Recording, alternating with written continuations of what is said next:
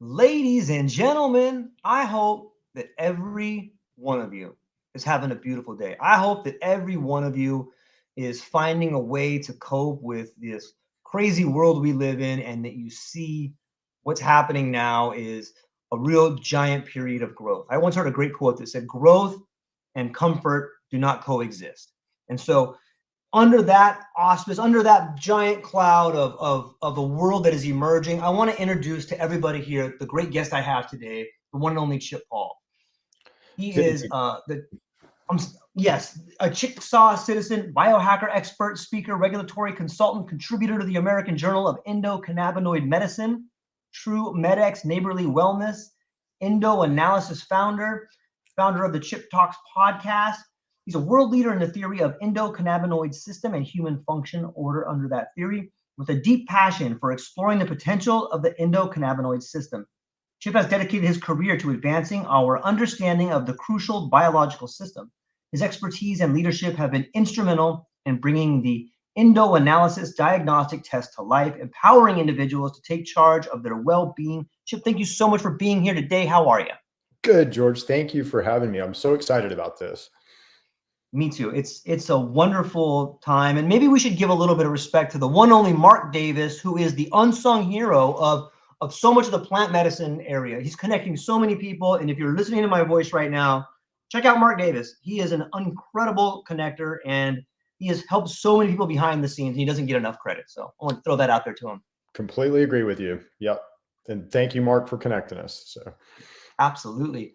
So Chip, maybe you can give us a little bit of background, man. How did you get started on this? Is there something that pointed you in this direction? Have you been a lifelong learner, or give us a little bit of background on you? Absolutely a lifelong learner. So always been a why guy, have a degree in mathematics.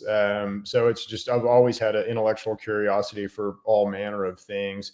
In the 90s, I was got deeply into the free energy movement. I actually had some patents, wrote some patents around that. So I, got deep into that.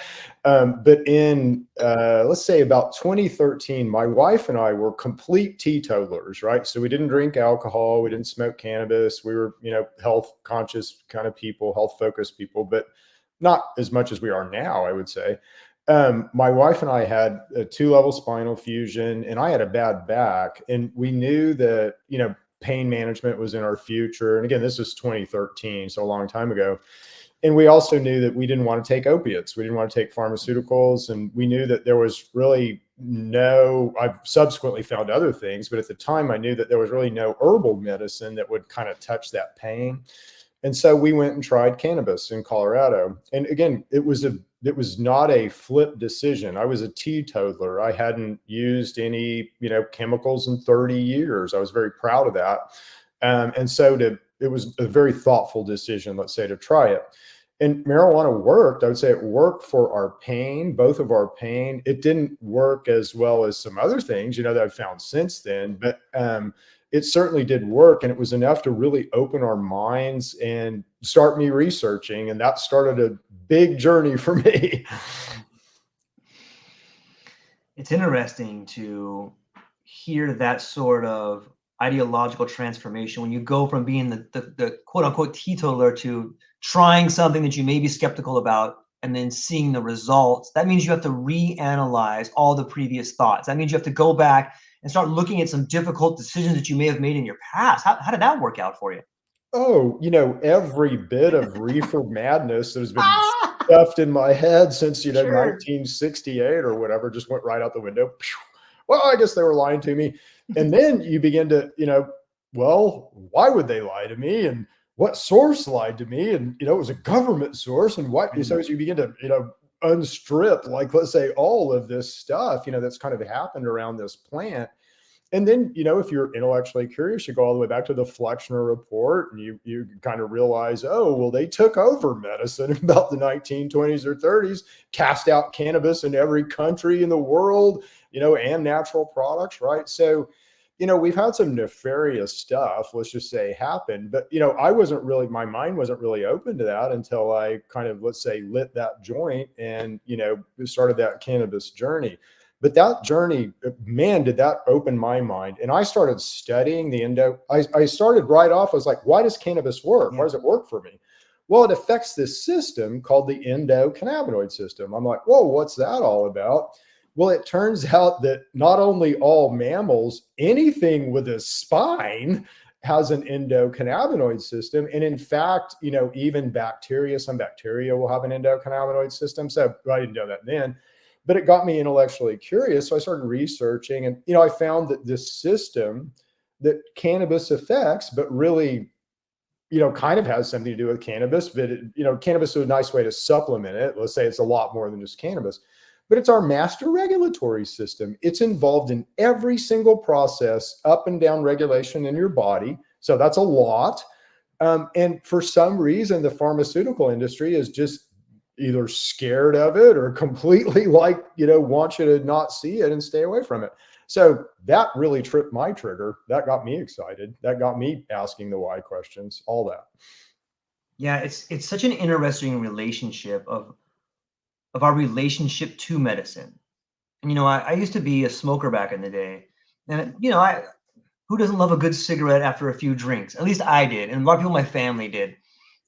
But it became a reckless habit. It became something that overtook me, and it's interesting to think of your relationship with tobacco. If you have a relationship with tobacco that's in the form of cigarettes, it usually seems to be in a destructive way, at least for me. But if you change your relationship to tobacco and maybe chew a tobacco leaf, that fundamentally changes the way your relationship is, not only with tobacco, but the way you use it, because you end up growing it and you see how it's grown. And it's so interesting how perhaps just the awareness of the endocannabinoid system changes your relationship not only to the plant, but changes the way you think a little bit. It's almost like an exogenous neurotransmitter. I know it's kind of a big topic, but maybe you can jump into find a little nugget in there. I think it kind of, I think it changes kind of the wiring in your brain almost, which is kind of an interesting thing. And I'm kind of a science guy, so I like to really stick to hard research, but there's a lot of hard research on the system. So a lot of, let's say, bench researchers, there's been some grants, but not many that have been led on the system, but a lot of, let's say, private money has been spent to research the system. So there's if you go, and I used to talk on this all the time. So, go out to PubMed and put in the word endocannabinoid, and, you're going to get hundreds of thousands of studies, which is great. But those studies help us map out and understand the system. But let me tell you what this system, so let me just kind of walk you through kind of what this system is, because it's so cool. So literally by the fats that you eat, we kind of set this spring, okay? So we kind of set a reaction spring inside of us, and you're going, what are you talking about? But I'll explain it in a second. So we're setting this reaction spring, okay? And again, if you eat, let's say, more omega-3 fatty acids than more omega-6 fatty acids, your spring is going to kind of be set anti-inflammatory. But all of us right now eat way more omega-6s than omega-3s. And so we have a real tight inflammatory spring that's set.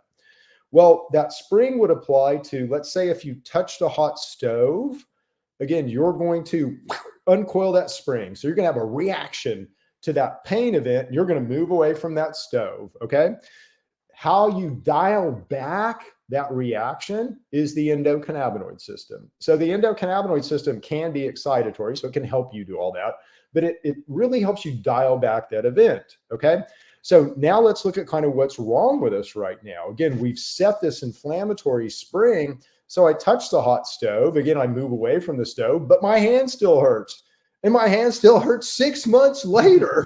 And again, there's no damage or anything, but I haven't mitigated that pain because my spring is so set inflammatory, and I don't have the goodies to bring that all back, to complete that loop, to complete back, oh, I touched the hot stove, I move away, I'm fine now, see you later, bye.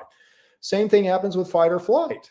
If I come up behind you and drop a book, well, that invokes a reaction based on the spring that should be a little different than if I'm a lion and I come up behind you, right? So that's a completely different reaction. But your endocannabinoid system kind of helps you understand that and pull that reaction back to the proper level. So lion, not going to pull it back very much. Book, going to pull it back all the way. But if I'm depressed, if I'm anxious, and if that's part of my daily life, then that's a reaction, let's say, that hasn't been pulled back properly. again, your heart, any inflammatory reaction. So you can sort of apply this logic to kind of anything, but the endocannabinoid system is what helps us control these reactions that we're built to have. So like a cell, will have all these listening things on it. So it will have, GPRCs or, toll-like receptors. They'll kind of listen to the environment and kind of see what's going on. Well, again, if an event happens, certainly at a TLR4, which is an inflammatory thing, he's going to translate that event to that cell, and that cell's going to react. How that cell comes back into, let's say, normal function is going to be the endocannabinoid system. Wow, it's mind-blowing to think what we're on the cusp of when we begin learning about this. Like it sounds to me, and from the small amount of research that I have done, that it has a radical effect on most behaviors. Oh, yeah. It's your master regulatory system. So not just, most behaviors, but really any physiological change, that's happening inside your body is going to involve the endocannabinoid system. So like you can think of it as every cell, but even inside every cell, inside the mitochondria are organelles that live in cells that are what give us our energy. They're arguably where we hold intellect. They're arguably where God touches us. They're arguably our source of light. There are lots of cool things that are very important to study. But even a mitochondria will express a CB1 neuroreceptor. So we'll express a hook for the endocannabinoid system, and would have to, because you control energy status through this system. So all life, so it's, you begin to, so if you look at systematically kind of how we work, and, you're a complicated system, right? So it's way more, this gets way beyond DNA. Okay. So DNA is, if I'm a cell and I want to talk to my buddy over here, who's another cell, I'm going to express a peptide or a piece of DNA or something and, talk to him and kind of tell him what I want to tell him. But that isn't how, how does cells in a liver know that they're supposed to be cells in a liver? That's not DNA. It doesn't work that way. So that works through something called biofields. And again, biofields will help help cells understand how they're supposed to configure, where they're supposed to go. Like, how do you know where to put your heart in your body? I mean, that's a really interesting question, but it turns out through things like biofields. Okay. So there has to be some crossover between, let's say, biofield, mechanics and how all that works, and your real physicality, because a biofield is going to be more, let's say, spiritual, electrical, ethereal, frequency, all that kind of stuff. And, we obviously are physical beings. So there has to be a crossover, and, that can't be woo-hoo and magic. That has to be explainable. And it is explainable through the endocannabinoid system, which is cool. Yeah. How, do we know, or maybe you could speak to the idea of how it becomes sort of excited? Like if I smoke a joint, is it instantly begin to shift regulation of certain receptors versus eating it? Or, maybe you could speak about the time from ingestion into, how does it work? Like how does it get stimulated? Like what happens? What's the interaction like? Okay, so that's a great question. So let's talk about the system, and let me give you some examples of the system, and then we'll sort of throw THC in there, or what THC would do. Yeah. So your system, your endocannabinoid system, you can kind of think of as having a lake level. Okay, so it's got a natural amount of circulating, mediators that are useful. And your endocannabinoid system is like your master engineering system. So the more, let's say, surface area that I can get to express, and the more ability I have to control that surface area, well, the more management I'm going to have over you, right? And your body is a very complicated machine. If you just think about, eating, the process of eating. So, if you're eating, first of all, you've got to have communication. You have a master computer, hypothalamus, hippocampus. And you have to have communication between, your body has to know what you're eating. Why? Because your fat needs to know, hey, you know what? I'm good. I don't need anything else. I've stored all the fat that I can. Stop eating now, right? So there has to be communication with your fat. There has to be communication with your immune system, because your immune system is always trying to respond to stuff, and it needs to know how much horsepower it has. So do I have a lot of carbohydrates? Do I have a lot of proteins? Do I have a lot of fats? So I got to know, man, I got to know if I got some juice or not. Your stomach has to know, your pancreas has, you release 3 different types of enzymes for digestion, something for carbohydrates, something for protein, something for fat. The conformationally in your stomach, that looks completely different. So you've got to know what's coming before it gets there. Okay. So you have sensors, endocannabinoid sensors in your taste buds that will facilitate all this communication. So you have all of this communication all the time going on. If you're obese, so if you have obesity or metabolic syndrome, you've got too much of this communication and you can't signal through it. It's a problem. If you're autistic, you don't have enough of this surface area and control. And that's obviously manifest because, you have trouble controlling your neurology and all kinds of stuff. So the system is super important. So just right off the jump, if I find something that will supplement that system, that will raise my lake level, that's going to be beneficial. THC and CBD from cannabis will raise my lake level. So it gives me more access. I can use THC to offset my main guy in the endocannabinoid system called the anandamide. So he frees him up for use in other ways, right? Now we get into some really cool and interesting stuff. So let me take you through this through I used to say there are no fat hippies. Okay, so that's kind of changed now, right? So there are now some fat hippies, but there used to not. People who, let's say, chronically smoked cannabis usually did not have any kind of weight issues. Okay. Now, when you look at science, that flies in the face of what you learned about the endocannabinoid system, because the endocannabinoid system, if I stimulate it, it's going to make you hungry. It's going to make you super hungry. It's going to make you want to eat like right now. Okay. And we've all heard of the munchies, and we kind of all had had that experience. Anybody, if you take a high amount of THC, as you're coming down from that THC, you will want to eat and sleep. That happens to everybody. So it's a good way to stimulate hunger. But at the same time, you don't see any fat hippies. And so it bothered me. So I started studying this deeply.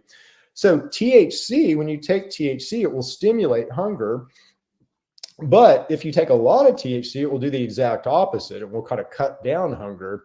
And there's a reason for that in the signaling, let's say, of the endocannabinoid system. So that was a hugely long and sideways answer to your question. But cannabis supplements this system. And so it's very useful. But cannabis doesn't quite, like THC doesn't quite work the way an anandamide does. Other stuff in cannabis doesn't quite work the way that 2-AG does, which are your main kind of things in your endocannabinoid system. Does that make sense? Yeah, it's fascinating. I think it opens the door to a lot of interesting questions. We know that for a lot of people in my audience, the endocannabinoid system was brought into their idea of thought through cannabis. And maybe that's because people have read stuff about, remember I spoke with Emmy Robinson, and he has a daughter who's autistic, and he was able to use certain derivatives of cannabis and help ease those symptoms. And we've all heard of, Genevieve's Dream or Charlotte's Web or these things like that. But if you could speak to some of those studies, is that the anandamide working in there, or do we know what's happening in there, how it works with some of these symptoms? And is that a segue into other uses of the cannabinoid system? Or Mike's a great guy. His story with autism is that's a great, and Genevieve, I think is her name. I can't remember her name, but that's a really, really good story. So, and again, it depends on the condition. So any of this stuff, it depends on the condition. And then you can't just throw, let's say, cannabis at everything. It's not the be all end all cure all. It does supplement this endocannabinoid system, which is our master regulatory system. So it's a way to, let's say, impact a whole lot of disease states, because this system is going to be involved. Like if you're having an inflammatory reaction, wow, is the endocannabinoid system involved in that, right? So it's, it's spinning. So you're going to be pulling resources, depending on how bad that inflammatory reaction is, that are engineering resources that you might need to do other stuff, right? So if you supplement into the system with cannabis, Now you're kind of able to fight your problem and also able to fight this ancillary problem because you supplement it in. So you've got enough juice, enough resources, you know, to fight problems. In autism is, again, absolutely part of the pathology of autism is a lower level of circulating endocannabinoids. So any autistic person will benefit from any kind of endocannabinoid that you put into that situation. So if you put CBDs into that situation, they're going to benefit a little bit more on the immune side. If you put THC, a little bit more on the control side. They're obviously not going to cure autism, but they will help that situation. They'll bring up that lake level where there's more control surface. Autism, I study very, very deeply. It is a very complicated disease. It's now looking like that has to do with a kind of a misconformed gut biome. So a gut biome, and we've known that the gut biome's whacked out for a long time. Yeah. And you can't really solve the problem going at the gut biome. It's a complicated problem. On seizures, okay, so let's talk about seizures, because we'll just sort of run through some of these diseases. Let's do it. So with Charlotte's Web, what happened was a little girl named Charlotte Figge. So her name was Charlotte Figge, and Charlotte had seizures, bad seizures. They gave Charlotte some CBD, and it was, I believe, CBD only. And the first time, if you're let's say if you've never been exposed to any cannabinoids, okay, the first time that you're exposed to CBD, it will impact two different receptor systems. So it will impact your CB1 receptor system and your CB2 receptor system. The CB2 receptor system is immune and also kind of has to do with seizures. CB1 is more control, okay? So more your control, and definitely has to do with seizures. Okay, so CB1 is kind of what you want to impact in a seizure situation. Well, if I first give you CBD right off, we'll hit CB1 and we'll alleviate that situation. So Charlotte's story goes that right off, CBD's helped her. She got rid of her seizures. It was great. But then her seizures started coming back. And that makes sense because she had tolerance to that CBD at CB1, and then she would need some THC. And that's exactly what happened. They started giving her some THC and her seizures cut back. So now Charlotte's Web, the solution that they sell, has both CBD and THC in it for those very reasons. But they found that with seizures, and this is, lessons learned, let's say, this was not there wasn't any PhD involved in this. There wasn't any, medical science wasn't involved. It was literally just a kind of an anecdotal lessons learned, but they learned that THC was important, and then they put that in their product set. So, Charlotte's Web CBD will have some THC in it. So I think that maybe this is one of the stumbling blocks for science, is that it's difficult to measure. Like, how do you measure what's actually happening in the brain? It's so complex, and there's all these different networks and neuroplasticity happening. And even though we see the results of someone having less seizures, which, I think that should be admitted as evidence. A lot of times we like to throw out things that are subjective, but if someone stops the problem, it's working. But how do you manage what you can't measure? Some people are skeptical, like, well, how do you know you add THC? How do you know it's this thing? Like, what do you say to that? To some of those people that are skeptical? It's the way that science measures things benefits a business model, right? So it kind of, the pharmaceutical system is not going to measure things that doesn't benefit the pharmaceutical system. And they're not going to do it in ways that, they can't bill insurance for, right? It's just, that's their business, and no criticism. It's just the way they set stuff up. It's harmful, I would say, at times, so I will criticize it that way, but it is what it is. So are there better ways to, I think I hear you asking, are there better ways to test a human?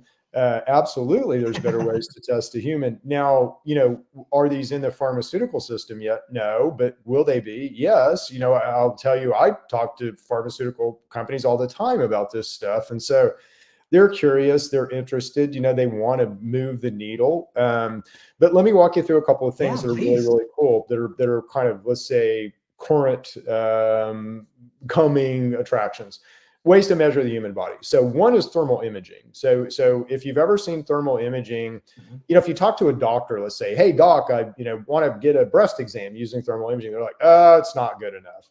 Well, doc, it probably wasn't good enough 20 years ago when Right. you're in medical school, but gosh, have cameras gotten a lot better in the last 5 or 10 years.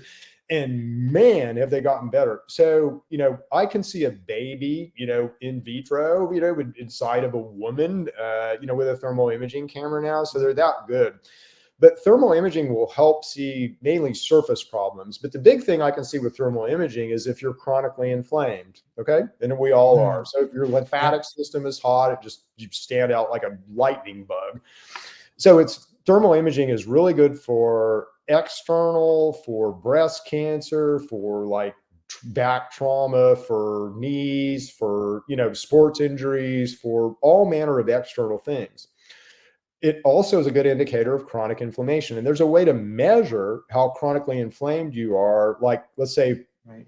session A to session B with a thermal imaging camera, which is cool. So I can tell if I'm making progress, let's say, at your, chronic inflammation, by putting you through tests. The other cool instrument that we use, and we do this, we have a clinic that we have here in Oklahoma called Neighborly Wellness. And so we have these tools. We also use a tool called bioresonance. And bioresonance will view you in frequency. So it sort of analyzes you in frequency. And it turns out that if your heart is healthy and my heart is healthy, they're kind of broadcast on the same frequency. If they get off, again, there's just a kind of a database that's been built over time of, oh, well, if they're off this much, it means X, Y, Z. So, all organs have been mapped out now. But the really cool thing is if I know the kind of frequency of your heart and I know the frequency of a staph bug, I can see if those two interchange. So I can informationally at least see, if you have staph in your gut or your heart or whatever. And that really, most disease in the pharmaceutical system are really a list of symptoms, right? So what is rheumatoid arthritis? It's a symptom. What is cancer? It's a symptom. What is, X, Y, Z? They're just symptoms, symptoms, symptoms. So the cause of almost all disease is oxidative stress. I mean, disease can be caused in different ways, but if you kind of look at oxidative stress, it's causal, right? So it can cause it can cause cancer, it can cause, it's infection, it's a core of infection. But most everything is caused by some insult. I say all the time, God is a perfect engineer. He didn't, design you to break. He didn't design you to screw up. He built you pretty perfect. And so if I get cancer, again, that's not God. That's something taking my function from doing this to doing this, from going up, let's say, to going down. And that something is it can be environmental. You can be allergic to something. You could live over lead mines. So it can be those things, but almost always it's pathogenetic. And what I mean by pathogenetic is it's a bacteria, it's a virus, it's a fungus, it's a parasite, hook around a pinworm. So bioresonance helps us identify what looks to be the core cause of things. And boy, does that help when you're trying to help somebody, when you're trying to suggest natural products or a cannabis treatment or even pharmaceutical treatments. Yeah. If I know what's at the bottom of your RA or your chronic, your bowel disease or, kind of your autoimmune or whatever it is, if I know what's at the bottom of that, then man, can I help you a lot. I can give you all kinds of information on how to help yourself. I can design natural products to help you. I can design cannabinoids to help you. So that's how medicine will change, and we're just at the beginning stages, I would say, of this measurement. I'll tell you, so I know you're going to ask me a question, but I'll tell you an extension of this in a second, which is really cool. Yeah, let's hear it. So this really extends into, I would say, what Tesla was seeing, what Royal Rife was seeing, kind of this body electric, but it's a little bit more than that. And again, if I can view you as an electric entity, as a kind of we have biofields. Biofields form first, and then you sort of form your DNA around a biofield, and then you form matter around that DNA. And so you sort of are constructed from the ground up through these biofields. Well, these biofields are frequency driven, and I'll kind of give you a real world practical example of why this is important.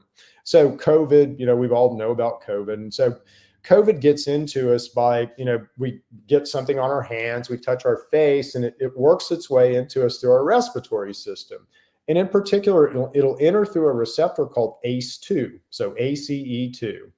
And so a real good strategy is to block block ACE2.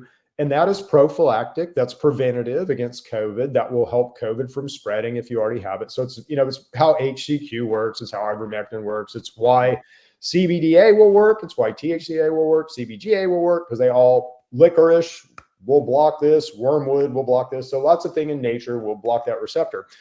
But this is a really cool thing. So this is called the resonant recognition model of science.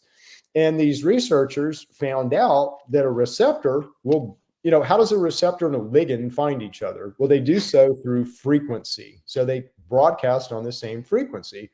And it turns out a receptor is just phase shifted, 180 degrees from the broadcast of the receptor.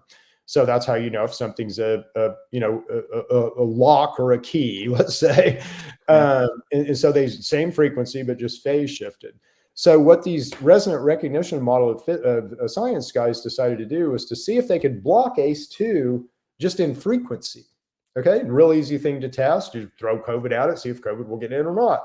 And it turned out they were able to block this receptor in frequency, which is crazy sauce. But again, it all goes back to this bioelectric kind of model of human function. So med beds, things like that, those are coming. Those are, a very real thing that I would say exists in theory now, that can easily exist in practice as soon as somebody kind of funds that venture. So lots of cool stuff coming. Man, it's mind-blowing to me. On the topic of frequency, like, how is that measured? Does everybody's heart frequency have like a medium range from high to low that hovers? I mean, is a frequency sort of like a thumbprint in that it's unique to everyone, or is there like a window of which different frequencies from different organs and different health resonate?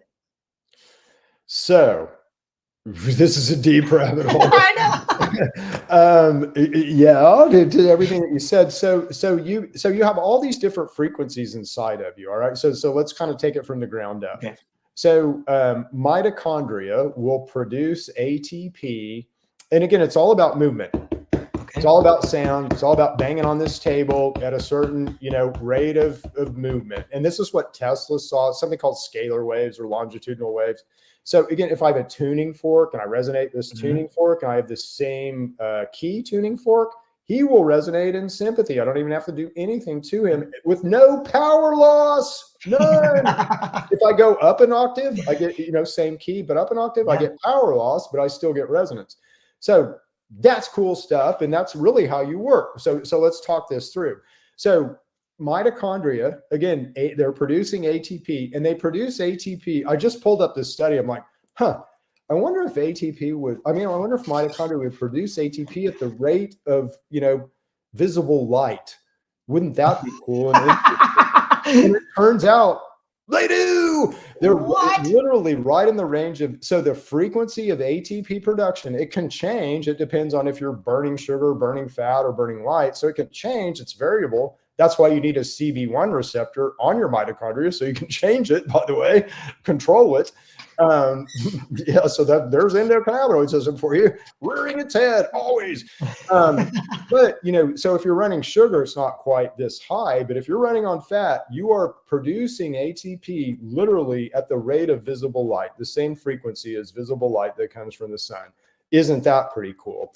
And then it looks like you take that resonant frequency, and a cell is, let's say, a resonant cavity. So it will have its own, if that little heart's beating at the frequency of the sun, it's going to have the frequency of the sun. But then it can conformationally change its frequency by like gluing little things on its cell membrane. And that's exactly what happens. What conformational changes happen within a cell when it gets hit by a neuroreceptor. So if I hit a CB1 neuroreceptor that's on the edges of the outer membrane of that cell, it will cause phosphorylation. It will cause conformational changes inside that cell that will change the frequency of that cell. So it looks like basically a cell will take this mitochondrial sun energy and step it down in frequency and use it to do all kinds of different things, to signal to its buddies, to do all kinds of different things. if you study something it's called G coupled, protein receptors, but they transmit through something called GTP. So it's guanine triphosphate, and guanine, diphosphate and monophosphate are how, the cells can signal to each other through this system. But that cells will have action at a distance. So I can hit your taste bud receptor cells and cause immediate conformational change in your pancreas, So you have all this action at a distance, but it is so cool how you work. It's easy to explain and it's very logical. And I don't know why we make it way more difficult, really than it is. And we do all the time. Yeah, I'm so thankful to get to see sort of the holistic approach to medicine making a re-entry into the world. I was speaking with Erica Dick not too long ago, who's an incredible researcher out of Canada on psychedelics and plant medicines and the history of them.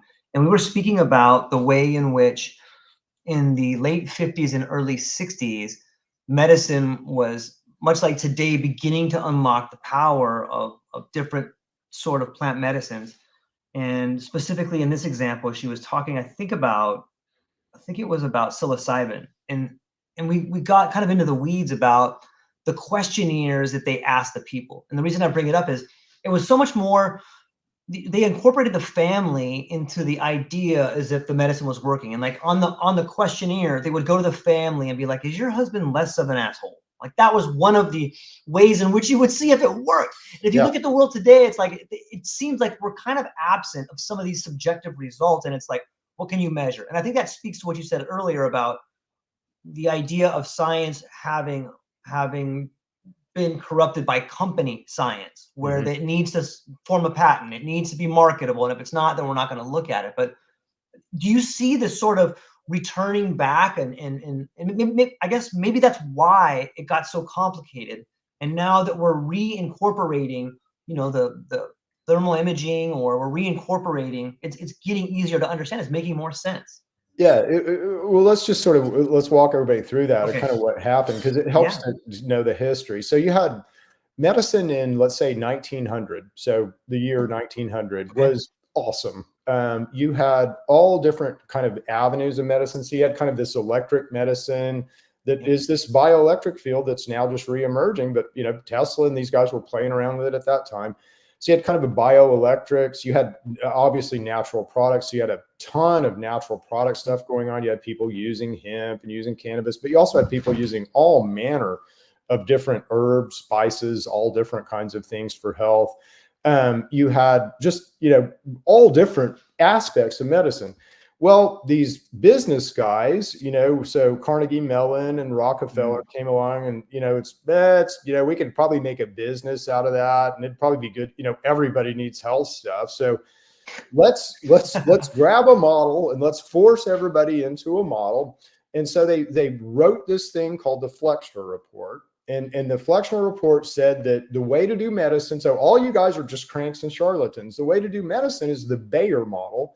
Now, Bayer was part of IG Farben. IG Farben was, made Xylon gas that, killed a lot of Jewish people, did a lot of other evil.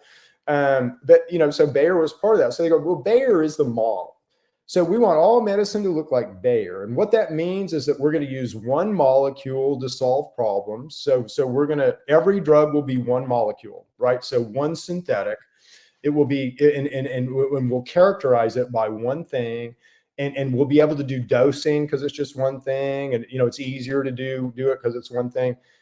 So that's the model that we still operate under now. So if you want to go do drug development, so if I want to go work for Pfizer calls Chip, hey, we want you to go do drug development on the endocannabinoid system. It's going to be a one, molecule model. And that doesn't work. Nature doesn't work that way.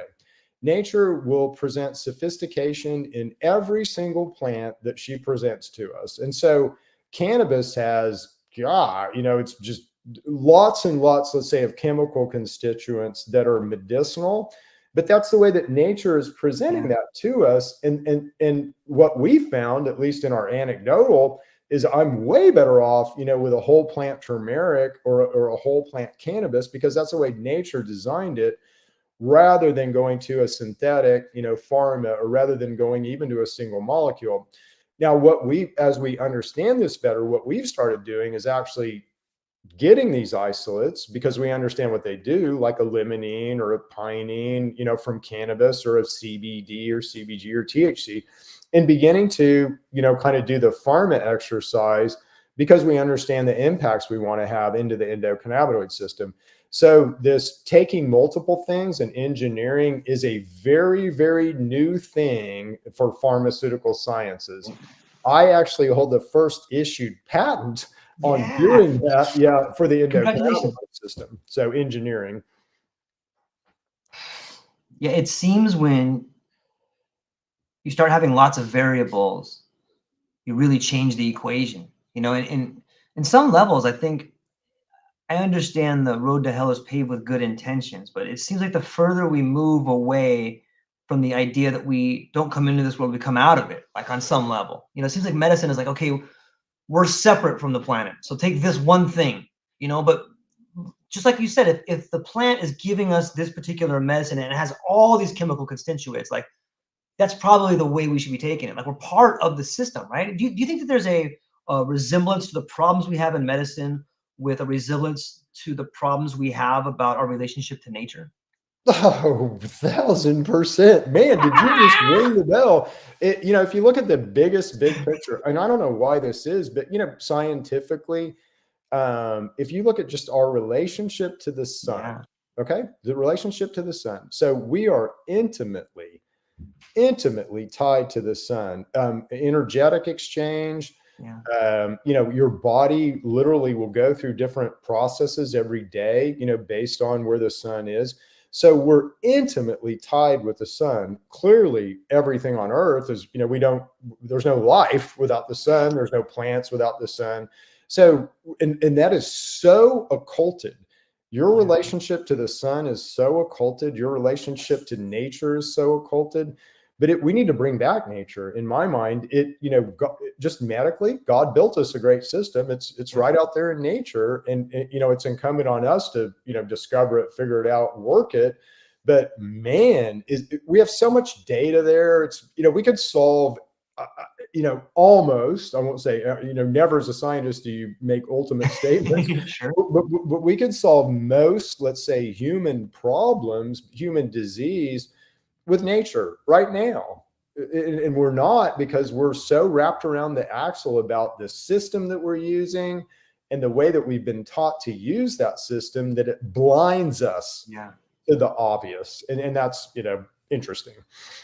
It's so interesting, and when I pull out my copy of the DSM-5, I don't really see any sort of real diseases. I see symptoms that are manifested through the way we live our lives. You look at anxiety or depression, it's this concept of our relationship with time, and the answer is nature. I'm not saying it will cure everything, but having a different outlook, having a different relationship with nature changes your relationship to it. And a really good life example of that is anybody who's really taken like a high dose, maybe cannabis, or for me it was psychedelics, but it fundamentally changes the way you see yourself in relationship to the planet. And when you do that, the stress, the PTSD, that stuff is manageable. Not only is it manageable, but now you have a strategy to solve it because you see it for what it is. It's your understanding of your relationship. And so these plants are trying to speak to us. On some level, I think it's a language. I think it's nature speaking to us. Maybe is it too far of a stretch to say that the endocannabinoid system is a system which lets us communicate with nature?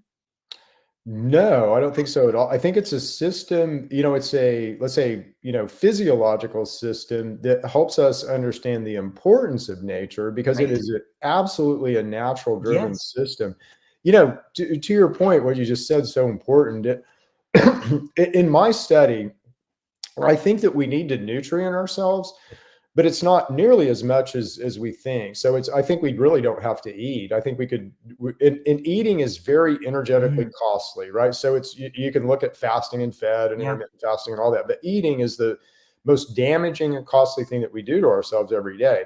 So can we do that with less impact? Well, likely we can drink our nutrients. And the other thing that we don't understand is how much nutrient we get every day from the sun, from actual, ultraviolet radiation that we're receiving from the sun. So I'm kind of that mind. But if you look at, and religions are good ways to code information, let's just say. And so, every religion has something about fasting in it, doesn't it? Which is fascinating. But then you look at, like, how did man, in Christianity, how did man fall? Well, again, we ate, and again, I just walked you through that. So again, if I cause you to eat, it's I'm going to cause you to drop your immune system. You're going to be pathogenically infected. You're going to have chronic inflammation. You're going to have disease. You're going to have all kinds of stuff. If I can kind of keep you from eating somehow, nutrient you're not going to have any of those problems. So again, we ate, and is that figurative or actually real? And then we put on clothes. And when we put on clothes, what did we do? We stepped right out of nature, didn't we? Yeah, we began to separate ourselves from the very thing that will probably free us on some level. Yep. So nature has all energy moves, let's say, in a song, in a note. All of the cells inside of you, they have to collect to form organs and do all kinds of stuff. You can think of it as like a big symphony, right? So it's a big symphony, and your hypothalamus hippocampus is kind of the conductor in that symphony. Cancer is, the flutes are out of tune or whatever, right? And disease really is that. So it's part of the symphony that's just not playing along with the tune. Nature is the same way. This is musical. Energy moves in musical patterns. There's a guy named Walter Russell, The Ultimate One. That's a great book that talks about how energy moves. Good luck understanding it. But he says that energy moves in 7 notes to an octave, lots of octaves in nature. So if you look at frequency, and if you study frequency, so we were talking about frequency before and the different frequencies in your body. So you've got a heart frequency that's, 1 beat a second. You've got this mitochondrial frequency that's fast. You've got all different kinds of, let's say, things that are keeping tune in you that have to all communicate. So you have all these different frequencies and all these different bands from, 0 hertz to tetrahertz, petahertz, all the way up. Where these intersect, you can think of a bunch of rocks thrown in a pond, right? A lot of, let's say, ripples in a pond. There's going to be places where those ripples cross over that are really important energetically. Those would be, in quantum mechanics, those would be called coherent interference. So there's places where these standing waves will interact with each other to cause coherent interference. The current thinking is physically we're nothing more than coherent interference. And so, gosh, there's a lot there, so can you get in the middle of that? Yeah. Can you, change that with frequency? Can you look at what cancer looks like under that model and map? So med beds, the technology of the future, you'll be evaluated in frequency, and that kind of exists now. It's not good enough yet, but the underpinnings of that exist in technology called bioresonance. So bioresonance is a really cool way to do it. Bioresonance claims it will treat you like Rife. It's not good enough yet. I'll tell you right now, you might get lucky, it might work, but it doesn't have the degree of accuracy that you need to do that yet. But it will in the future. And so that whole technology, is stunning to me, and probably the, technology of the future, the medical technology of the future. But how do we get from, point A, where we still have traditional doctors, traditional researchers who are trained under this Flexner report model, that don't even consider natural products. So how do we get those guys from point A to point B? Because they're not being lied to, but it's like they're being told half truths and misdirection. And gosh, if we could educate those guys, this would all move faster. So I'm that's my tilt at my windmill is, how do we change this system? How do we educate these guys better? How do we put out information that, they can glom onto when they're ready? How do we change the regulatory? How do we, in government, how do we create situations that are more open to these kind of ideas rather than closed? And are there ways to do that? And it turns out there are. Some of them cost money, some of them don't, but there's lots of ways to influence, that really, as long as I can, get your ear for a second, then, I've got a way to influence you. So, yeah, it's so true. You could argue that that's what's happening now on some level. When I look at so much chaos that's been happening in the world, sometimes it takes a real crisis for a new sort of emergence, and isn't it interesting that there is this resurgence in plant medicines at this time? It's almost like the planet is providing us with the remedy we need to solve the calamities that are happening around us. But it's poetic, like you said. It's in tune with nature. There must be this cycle of death so that we can have this reemergence and reframing of the narrative, this re-understanding, this rebirth, the same way that the caterpillar or the butterfly breaks free from the detritus and moves its wing for the first time, or a snake shedding its skin. Like, I see that happening with the world around us, the wars and the aging demographics of people. So too are these old ideas beginning to die, and these new ideas that have, maybe they're just recycled ideas, but they're coming to the forefront. And the people like yourself that are bringing these into the hands of the people that make policies, like, that's the beginning, I think, of this new system that's emerging. What do you think about that? Yeah, I completely agree with you. If if you think about consciousness and what is consciousness, and kind of, what we are, and would a cell have consciousness? Well, it's alive. Yeah. So at some level, cells get together and form a liver. Would they have consciousness? Yeah, likely they would. That liver consciousness in me would add to my overall chip consciousness. But here's where it gets really cool. Okay.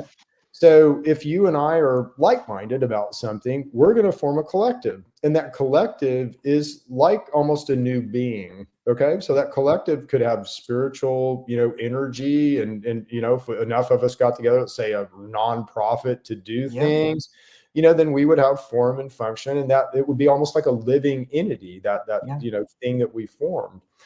Well, let's say our world collective is super important, right?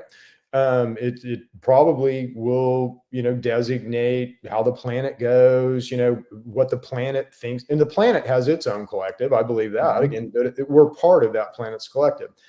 I firmly believe that you and I did not have control of this collective 10 years ago. I believe that our collective was we'd gone to sleep. We'd ceded our collective to, movies, TV, influencers, government, all these institutions. So we just completely were giving away our power to these institutions. Yeah, we'll let them worry about it. We don't care. And by virtue of doing that, we allowed these institutions to drive our future, to set a tone for where we really want to go, all of us. I think what's happening right now is we're waking up. We're beginning to, and why? I think it has to do with the sun, honestly. But we're all kind of waking up right now, and we're realizing, wow, we have a lot more power than we thought we have. And if you just look at MAGA, so you may or may not agree with MAGA, the MAGA movement. That's a force, man. That has collective consciousness. That's its own being. That's its own cat that almost can't be stopped now, which is interesting, right? So we lost control of our collective, but you could argue that MAGA is an attempt to get that back.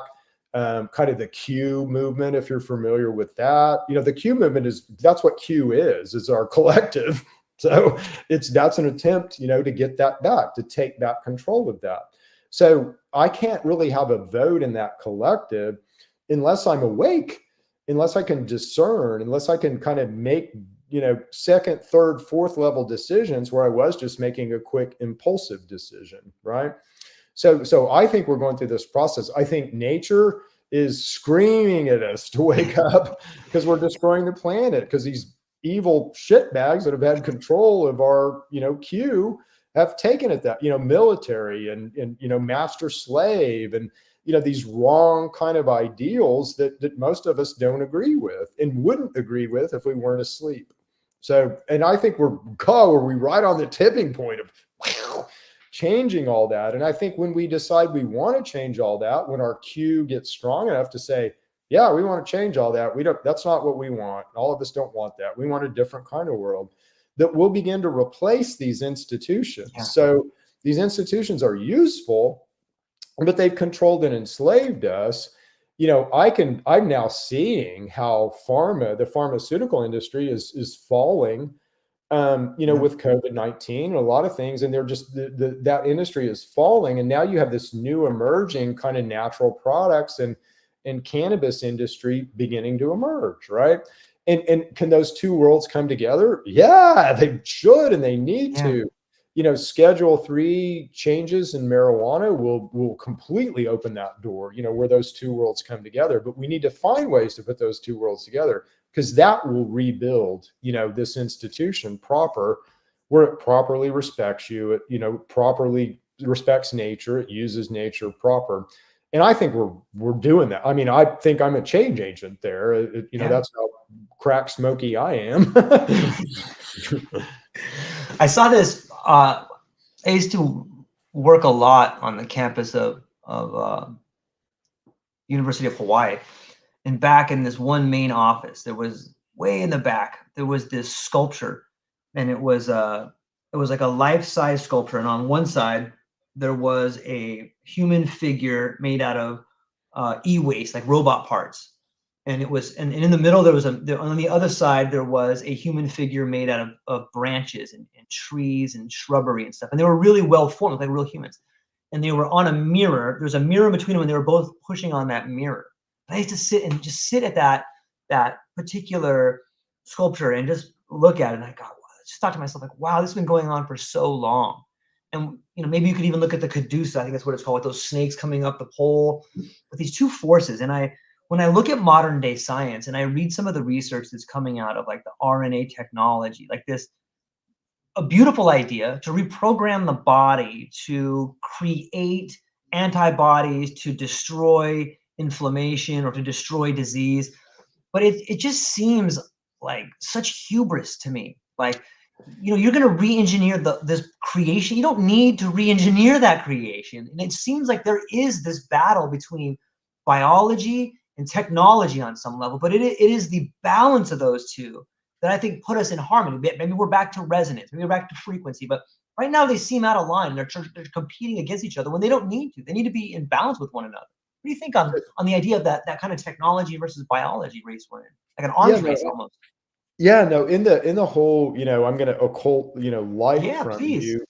That whole, let's say, line of thinking wants to glorify man, over God, right? And so that appears to be, the prevalent thinking in the leadership of a lot of these institutions, is to glorify man over God. And so, that's how they think. I mean, that, we got CERN, trying to make a, black hole, somewhere in Switzerland. Well, wouldn't it be better?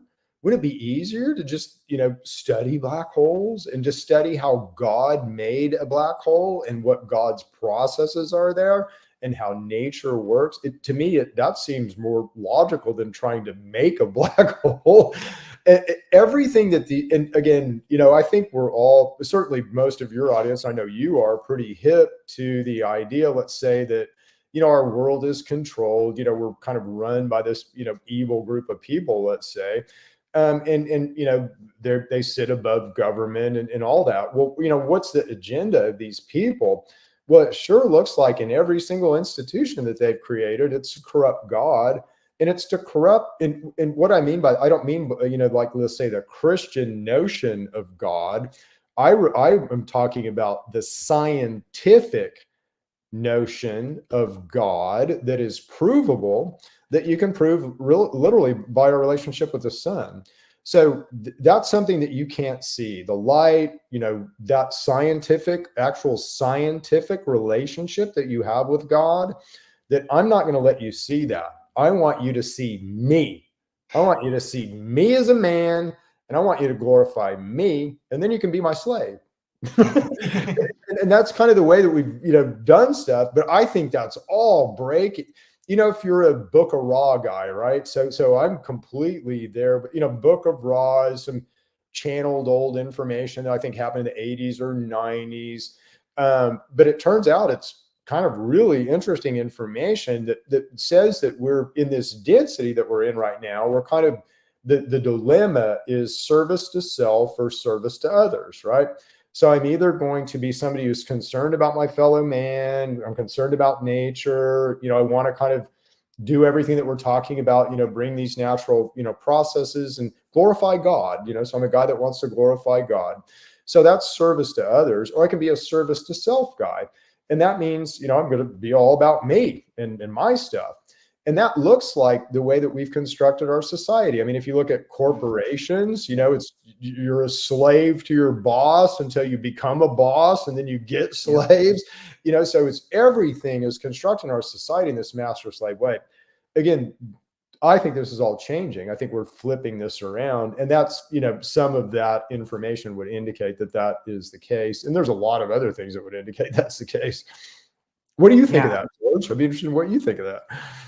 Yeah, I see the awakening as an uprising, and even before COVID, you had the Yellow Vest movement, you had the uprisings in the Middle East, the Middle East Spring, and I think that the people that run the institutions, predominantly the monetary institutions, had lost control back in 2008, and everything since 2008 has sort of been a patch on the system. I went back and I read there's some interesting Federal Reserve papers that you can read.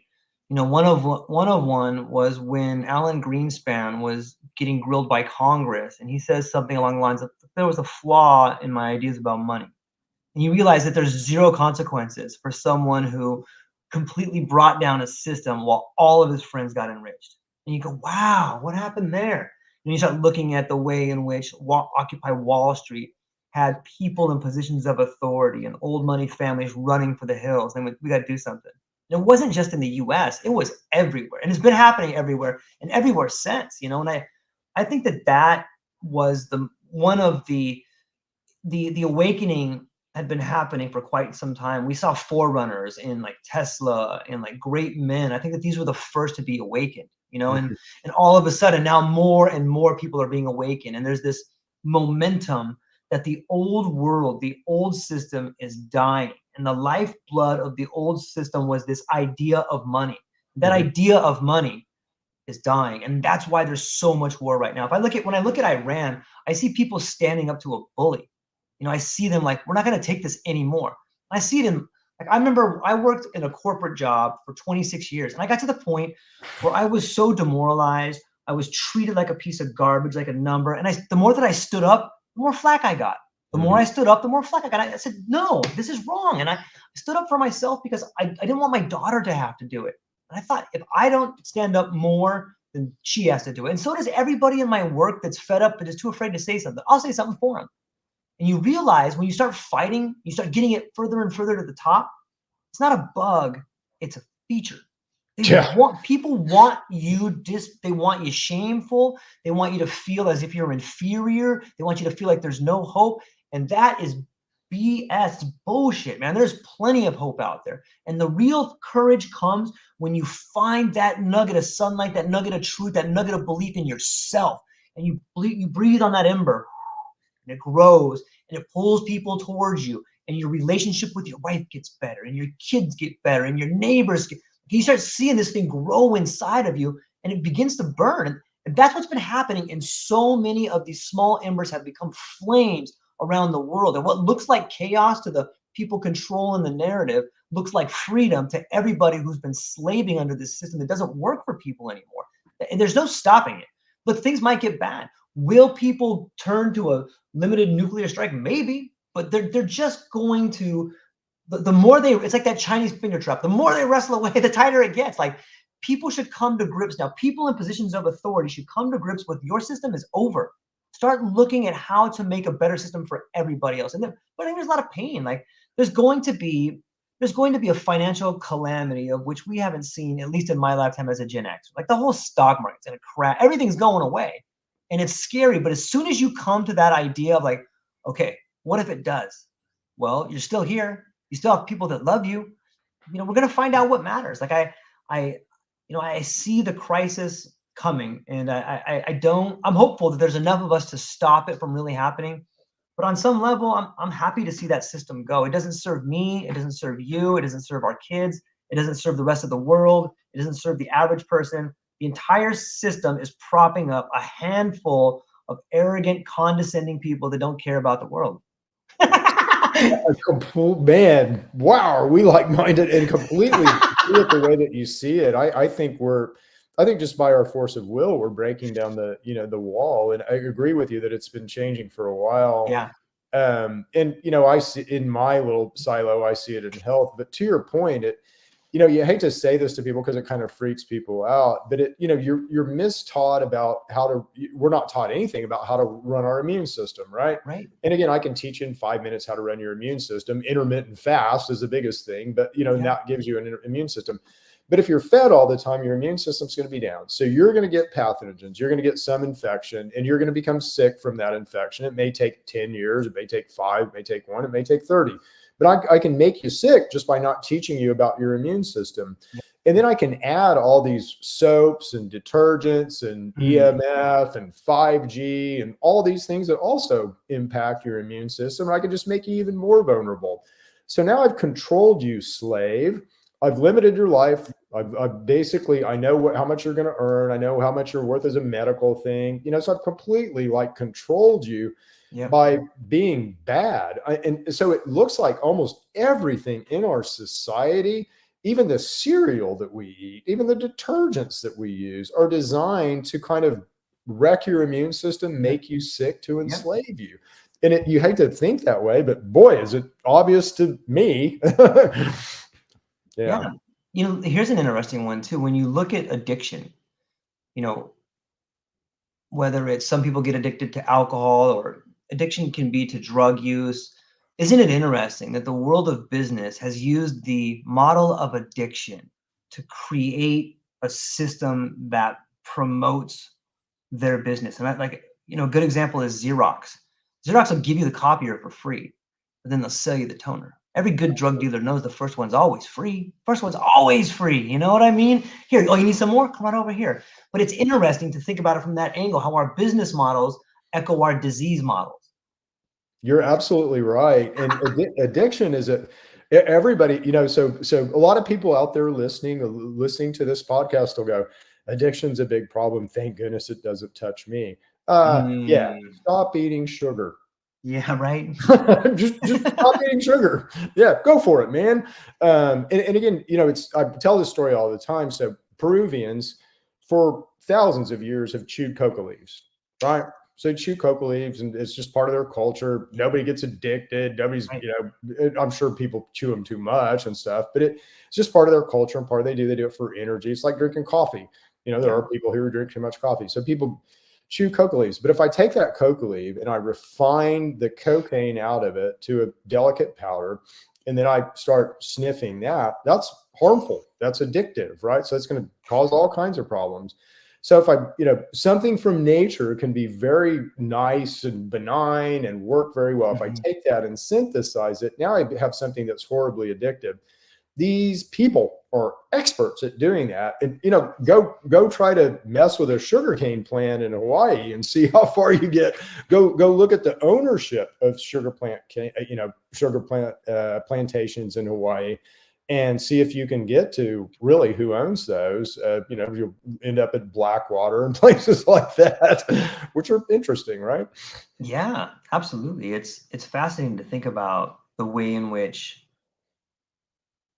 so much of our health depends on what we consume, and narrative control, and how all these things have frequency. When I think about language or fear, how do you think that those two things can work together to either boost the immune system or the endocannabinoid system, or decrease the immune system? Or is there a relationship between language, fear, and health, in your opinion? Yeah, absolutely. So if you're just, let's say, energetically, vibrationally, kind of fear is the lowest, let's say, expressing emotion. So if you're always fearful, then you're going to be, let's say, as a being operating at a lower frequency than if you're always grateful. So gratitude would be the exact opposite of fear. And, you know, finding gratitude in a fearful situation is that's a spiritual gem, you know, if you can do that. So, and that'll turn around a lot of situations.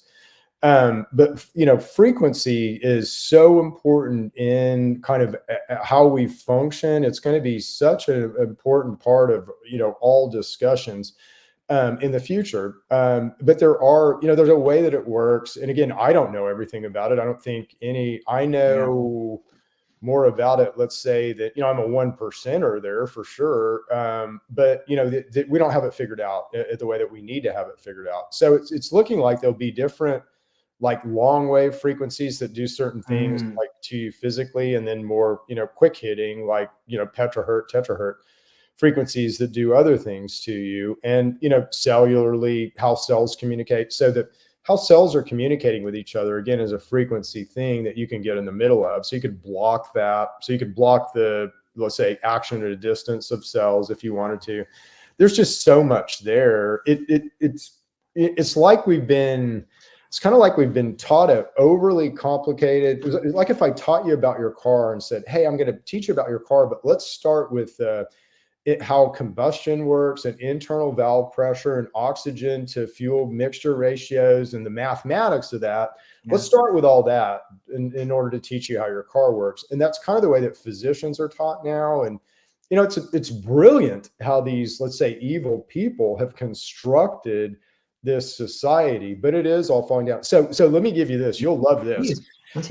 So if you go around the world, there's a certain architecture, let's call it Greco-Roman architecture, that's very prevalent around the world. And again, the first people that came to Quebec, so the first 100 people or 500 people that came to Quebec apparently built a giant Greco-Roman cathedral, a giant Greco-Roman university, a giant Greco-Roman town hall with 500 people. And that was the first thing that they did. So you can find these buildings all over the world. All right. All over the world. You can find them in Africa. But the cool thing is when you look at the churches, okay, and what they call churches now, I don't think they were called churches then. I think we had this tech. I think we've fallen from a way higher civilization. I think we went to sleep. I think we knew how to live close to nature. We knew how to live close to God. But anyway, in these churches, first of all, if you look at those old churches, they look like speakers, don't they? So they all will have the same features in their front configuration and sides, just like a speaker, okay? Just like something that's built to promote acoustic sound. Now, when you look at the old organs, those old organs, if you look at, let's say, how light moves. So light is this giant frequency, and we see this much of light, okay? So there's this vast spectrum, let's say, of frequency that you can equate it to light or sound or however you want to, but sound is kind of a tight frequency. Light is a big one. It looks like these organs were meant to play all of these different notes and all of these different octaves to hit this broad frequency spectrum, right? And likely they were done. Why would you do that? For musical enjoyment? Likely not. To me, those look like hospitals. Interesting. Bringing us back to frequency and light. And sound. In the beginning, sound. In the beginning, there was the Word was God, God is the Word, you know, so that's pretty clear. And literally, you know, the spoken word is important because you are creating frequency. Anything that, you know, it's really interesting. The Bible is an interesting book. There's some interesting stuff that was dug up in the 40s, I think. So the Nag Hammadi, whenever that was, Dead Sea Scrolls, 40s or 50s. The bad guys didn't have a chance to alter it before we got to it. So there's some interesting stuff in there.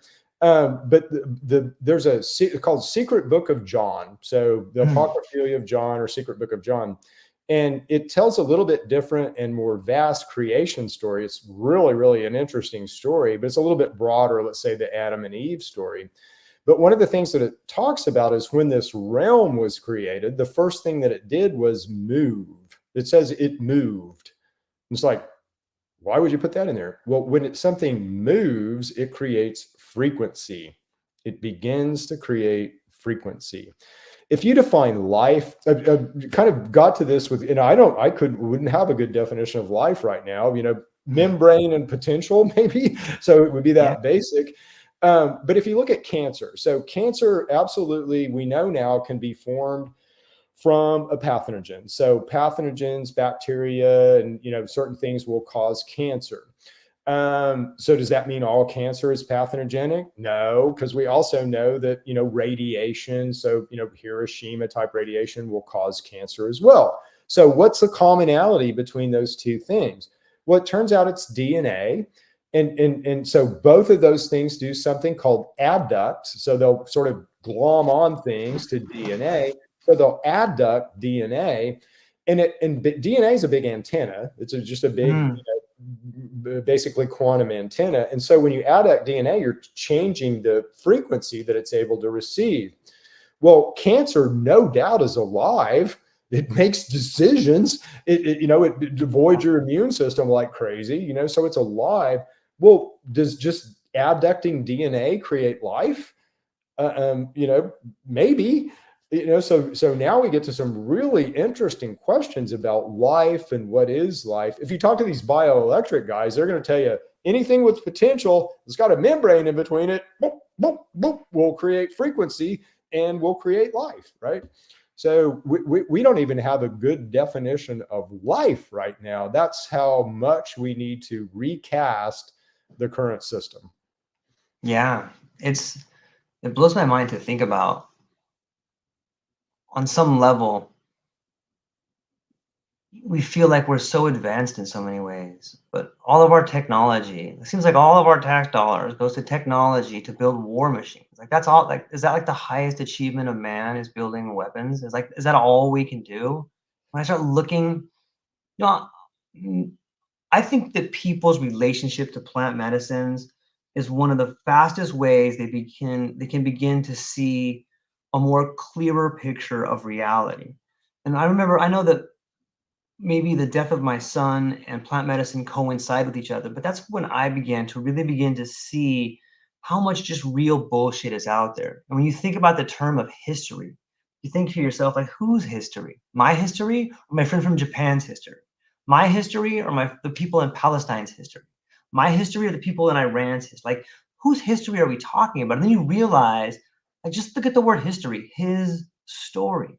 Like, so much of history is just under the guise of someone's story. Like, the subjective nature of history means that almost everything is bullshit on some level. And it forces you to start living your life in accordance with a better way, I think. Does that kind of make sense? Yeah, no, it makes sense. Like if I'm let's say I'm an evil, with these evil people that are, they're generationally evil. They've been around for a long, long time. If I'm one of these evil people and I want to control the world, one of the problems that I have are indigenous peoples, right? So you've got, likely, I know from a textbook that I have in 1900 that geography was taught around 5 indigenous races of man. I think that's fascinating. So if I know I've got an indigenous race, let's say in Russia, or I've got an indigenous race in Africa, those people are living close to nature. They have for many years. They're connected to the land. They're connected to their culture. They're connected to nature. They've, hundreds, thousands of years, they've sort of culturally developed this. I've got to wreck that right off. I can't have that in my evil world. I can't have people, I can't have them. They're connected to nature, not me. So I've got to wreck that. And so I've got to start these mass migrations. And if you look in history at when that started, again, it's all of this stuff kind of started around the same time, so I've got to move these indigenous, I've got to create a war or something. I've got to disrupt this indigenous situation. Then I've got to, keep it disrupted where these indigenous people don't ever find their traction and footing with God and nature again. Okay. And so look at Africa. I mean, Africa is the best, kind of in, within a couple of generations here of what's happened. So Africa's, completely, the indigenous people have been starved, have been diseased, have been wiped out. So you've, wrecked that whole indigenous connection to the land. The last bastions of that are kind of Peru and, the Andes, right? And where you still have some people clinging to, that old, even in Native, I'm Chickasaw, I'm a Chickasaw card holder, I'm Native American. Even our people, we can't, the current situation, I won't go to our tribe specifically. I'll spare you guys, but the current situation, let's say with natives in the United States, we all have health systems, which is really cool. Most of our tribes will pay for health for our citizens, which is really a kind of a cool and neat thing. But all of those services are contracted through Indian Health Services. Indian Health Services is in the same branch of the US military as the CDC and the FDA. Okay. So again, we're Native Americans are just ceding their health to this same, system. So even the indigenous that are still indigenous are getting eroded, and their connection and roots to nature and to all that are going away. But I do think it's all going to come back. To your point, I think it's all coming back now. So, yeah, it's such an interesting time to be alive. I got a couple questions here from some people that I spoke to before our conversation. So I want to try to get a couple of these bad boys in here and see what you think. Here we go. Okay, let's do it. The endocannabinoid system is often described as a master regulator of homeostasis in the body. What are the philosophical implications of having such a complex and interconnected regulatory system that underpins so many of our physiological processes? Yeah, that's a very, very good question. And I'm a logician, I guess, if that's a proper word. So I kind of more look at it through algos, right? So through algorithms. And if I'm going to really kind of figure out how you work, and if I'm going to do the best job that I possibly can in kind of deconstructing you as a machine, then I've got to know the algos, right? So I've got to know what the top, decision is, and kind of where the top, those top if then else statements, if you will. And so that's the endocannabinoid system. The endocannabinoid system is those top, well, circadian sits a little bit above this. So you don't have some systems that sit above it. But physiologically, the way that you're controlling, let's say, most cells and most organs in your body is the endocannabinoid system. So it is your top algorithm, if you will. How does that translate philosophically? It depends on where your head's at. but you go a lot of different ways with that. But to me, it's the tie-in to God. It's how God touches us. Mitochondria would be our direct kind of, scientifically provable, access to light, and light to me would be the, God's voice. So it's kind of all that to me. Things you see on the horizon for the endocannabinoid system. Do you see maybe in the next year? Do you think that there's going to be some sort of growth between the endocannabinoid system and the companies like 23andMe, or these companies that can really take a good look at your individual genetic profile? Yeah, so that's a good question. 23andMe, I wouldn't send my stuff there, but for a variety of reasons. But that's a very good question. So I think you're going to have a couple of things happen. So you're going to have this continued, let's say, progress of what's happening in the States now with medical and recreational use programs. You're going to have a lot of money from pharmaceutical and tobacco to drive that to recreational use. So to basically keep this off of your radar as a medical thing and more as a liquor store thing. Okay. So this is for fun. It's not medical. It's, we'll give it to you for fun, but it's not medical. I just saw a stat on Michigan's medical market since they legalized recreational, and it's gone down. So that's not what we want to have happen. So activists like me need to continue to be out here talking and kind of informing and educating people. But that's going to continue to rock and roll along the way that it is. Again, states have won that right here in the United States, so that won't change. You know, you break the Constitution if you tried to change that. The biggest thing, two things I think, biggest drivers that are going to really change this. The world would be the biggest one. So I'm kind of part of a situation that's trying to bring conferences to the world for medical marijuana and not just medical marijuana, but how to regulate it, you know. And I don't know if you know this or not, but I was the activist who wrote the law in Oklahoma. So I know a lot about the regulatory and how it works and how I screwed it up. So we screwed it up in Oklahoma. We made it better now, but you know, so how to do all that, right? So we've got all these lessons learned that we can bring to other countries.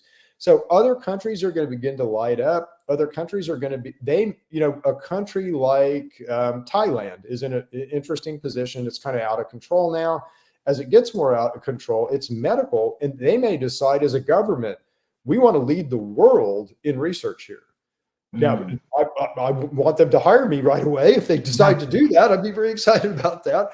But, you know, you may have situations like that facilitate all this. To answer your question, tons of research needs to be done. Tons and tons of research. We need to have the endocannabinoid system taught at every single major university as a PhD level program. There are no PhDs in the endocannabinoids. I'm the best you're going to get. I'm sorry. There's a lot of PhDs that are like me that are self-taught, but there is no program that's minting PhDs in the endocannabinoid system yet. There needs to be. There's got to be. We can't have PhDs teaching MSs because we don't have any PhDs yet.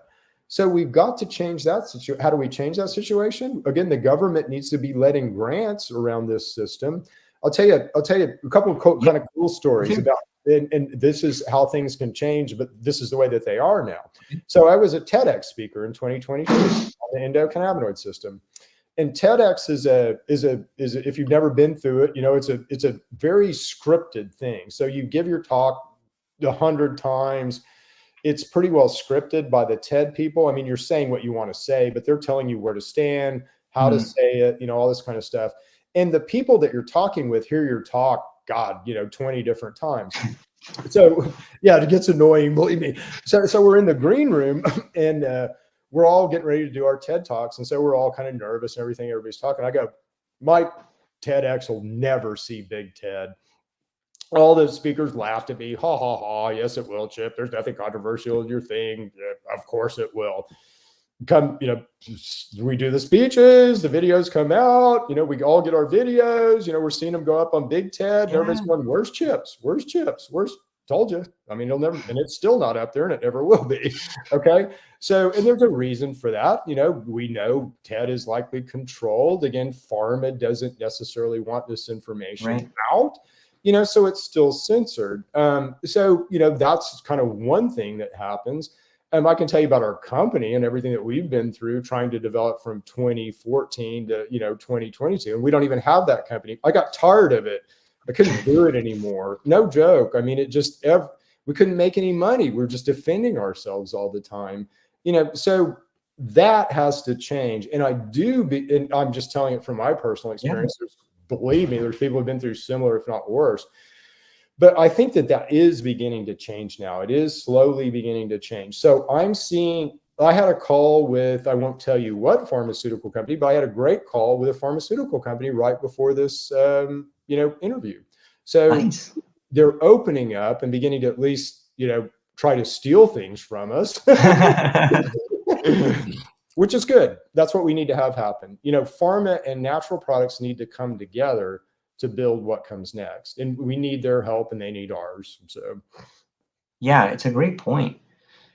Do you think, is there, from where you sit and the work that you've done, do you think there's a real threat to big pharma profits by using plant medicines that don't really have a patent on them or you know, molecules that are unpatentable?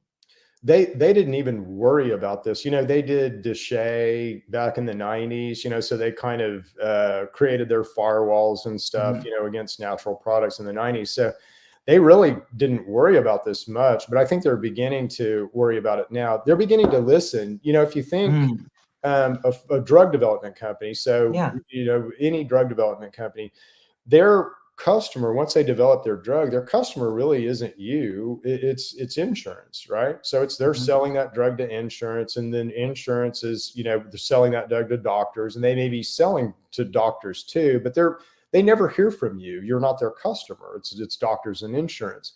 Ozempic. So the need for Yeah. Ozempic right now, the weight loss drug, Yeah. completely reshaping this landscape, because you've got and again, Ozempic is not, if you want a safe solution, contact George and he can contact me. I'll give you a safe solution. But Ozempic is not safe because, again, you can't fight some of these big fasting and fed switches in your body. There's better ways to do things by blowing with the wind. But Ozempic has created it's a groundswell of customer demand that is now driving the pharma industry. Now, that's never really happened that way before. So it's really interesting. So they're beginning to listen, and they're beginning to understand that, going and taking a cannabis leaf and making a drug out of it is not going to be what they do. But they might take some pieces out of cannabis and look at those as drugs. They might begin to, look at combining things and engineering things into drugs like they should be doing, instead of single molecule stuff. So I see this is beginning to change. And just in the conversations that I'm having and the interest that I'm getting, from pharmaceutical companies, I'm seeing that the tone, let's say, change. Yeah. Yeah. Yeah.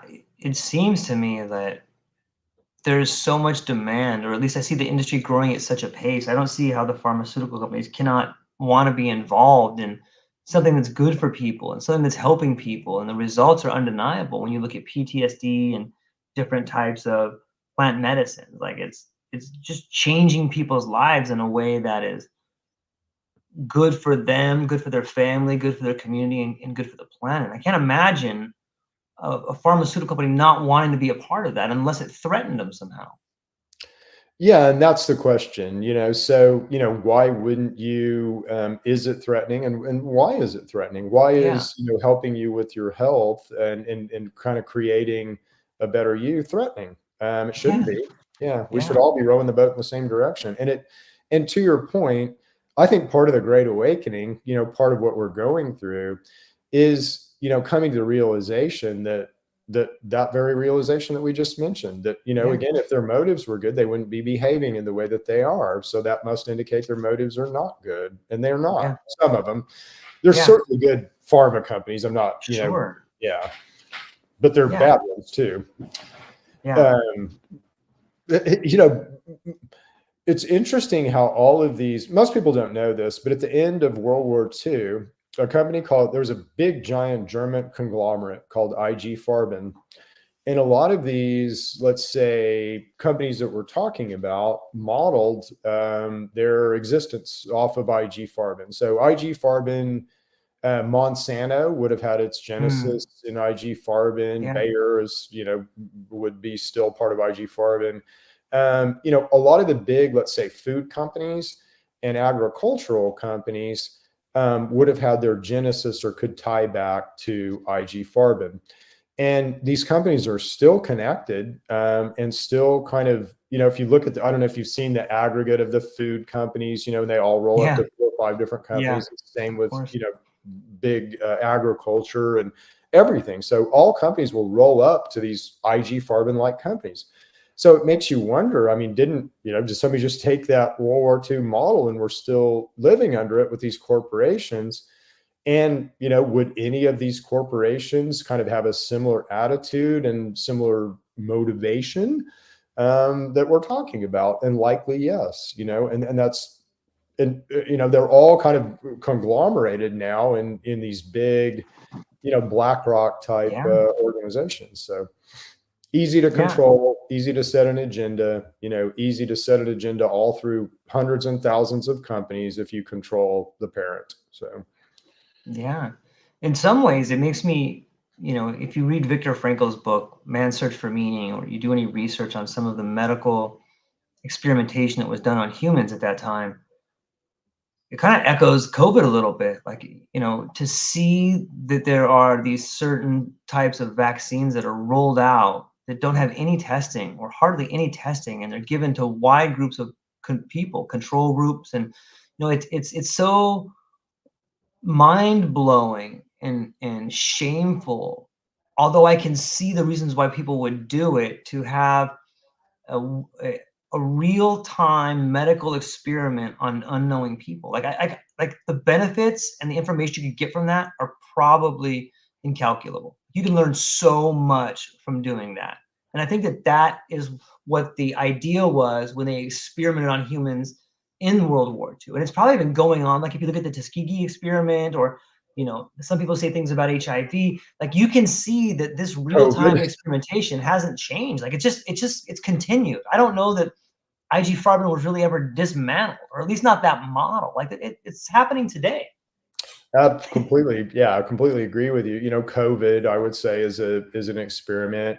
Yeah. And it appears to me, again, I'm just an observer here. I don't have any proof of this, but I think it's pretty obvious to all of us that they experiment on us in different ways. So they might actually experiment on us with a drug, or they might experiment on us on our willingness to take that drug.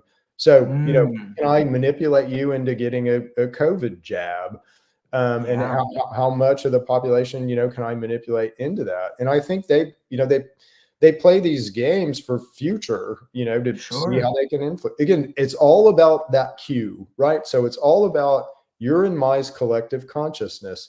And if I can steer that collective consciousness, then I have control of you. I have control of the world. I have control of history. I have control of outcomes. Yeah. If you're controlling that, then I don't, right? The thing that we all have to do, this is what we're all going to come to grips with. And there's been a lot of evil done to you and I, a lot of evil. But at the same time, didn't I raise my hand and allow it to happen to me? And that's the hard truth. And that's the hard truth that we're all going to have to face.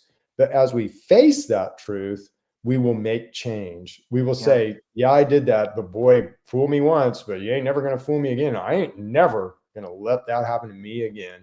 And I'm never going to let that happen to the world again. And the decisions that I made that allowed this to happen, we all allowed COVID to happen. We all participated in the, in the shutdowns and the all that. And, we didn't have to do that, so it's easier if you stand up with me. But, we all have to stand up, and we all have to take accountability that, did the US government create COVID in Ukraine and biolabs? Well, if they did, you and I paid for it. Yeah. We paid for it with our tax dollars. We agreed to that at some level. So we all have to take accountability for this. And that's the way we'll begin to really change things. So. I like that. I think that's like the antidote to the incredible division that's being thrust upon us, is that like we're all responsible.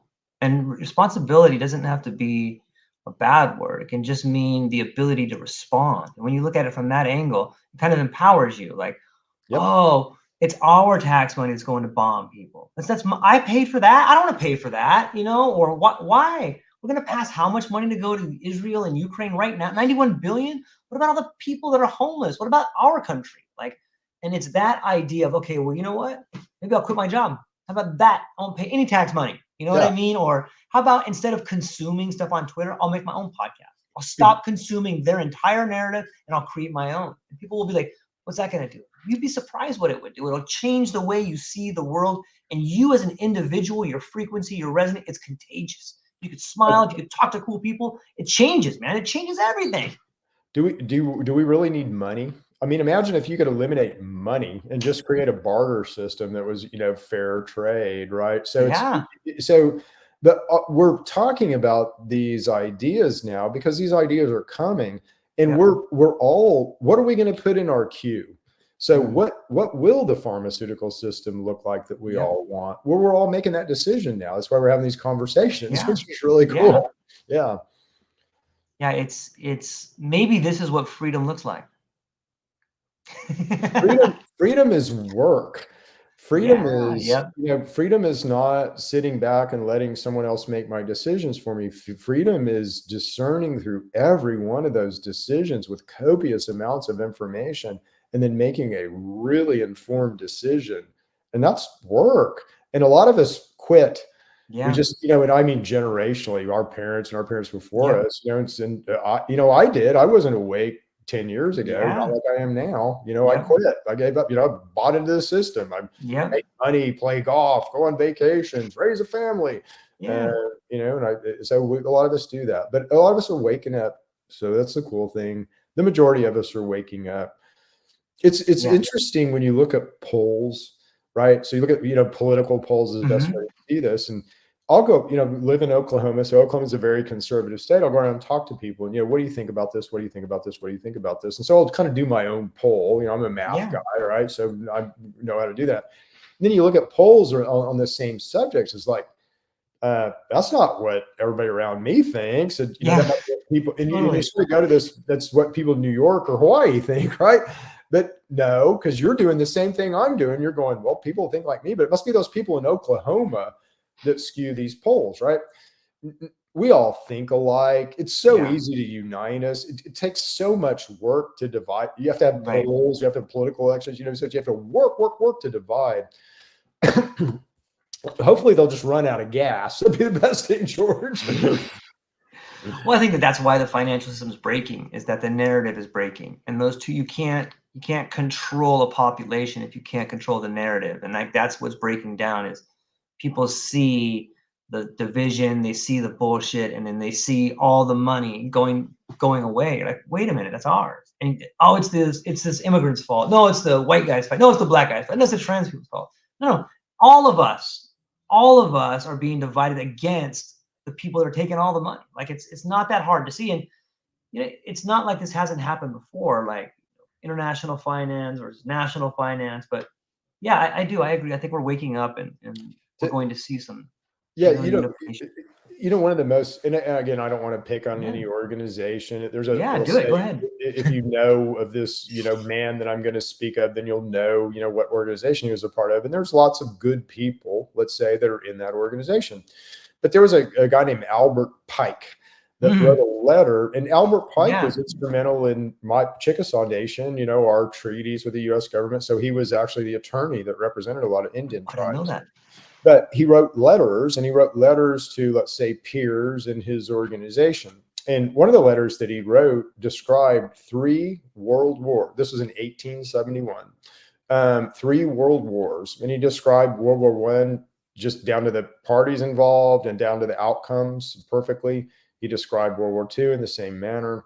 And he described World War III in a very interesting way. But he described World War III as a battle between Christians and Muslims.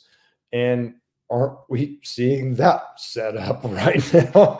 And aren't we in the middle of that right now? And, the outcome of that battle would be, everybody's so disillusioned with Allah or God that it's now time that Lucifer can emerge as the light bringer, the, glory of man, of whatever, right?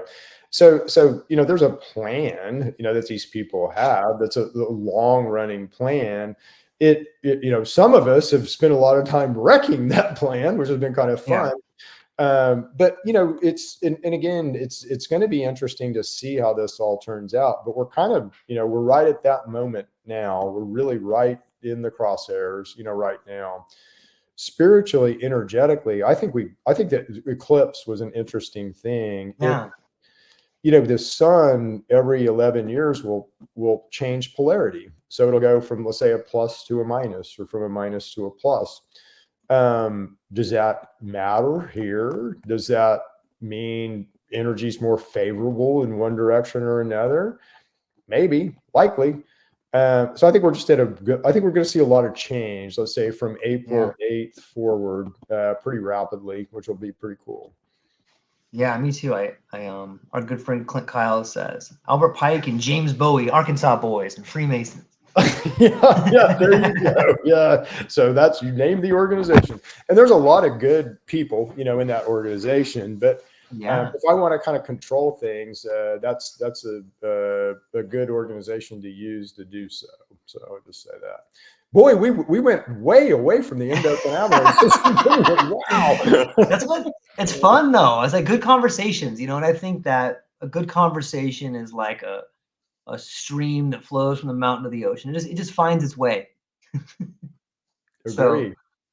well, this is fun, man. You should come back and we should have more conversations. Maybe we'll bring Clint on, or we can find Mark, and we can have more discussions about things as they arise. And before I let you go, though, Chip, where can people find you? What do you have coming up, and what are you excited about? Oh, yeah, sure. So we have a brand. So I have a patents around what we do. So we manufacture, let's say, natural products and CBDs that impact the endocannabinoid system. So Nice. that brand is called True Medics, and it's TrueMedx.com.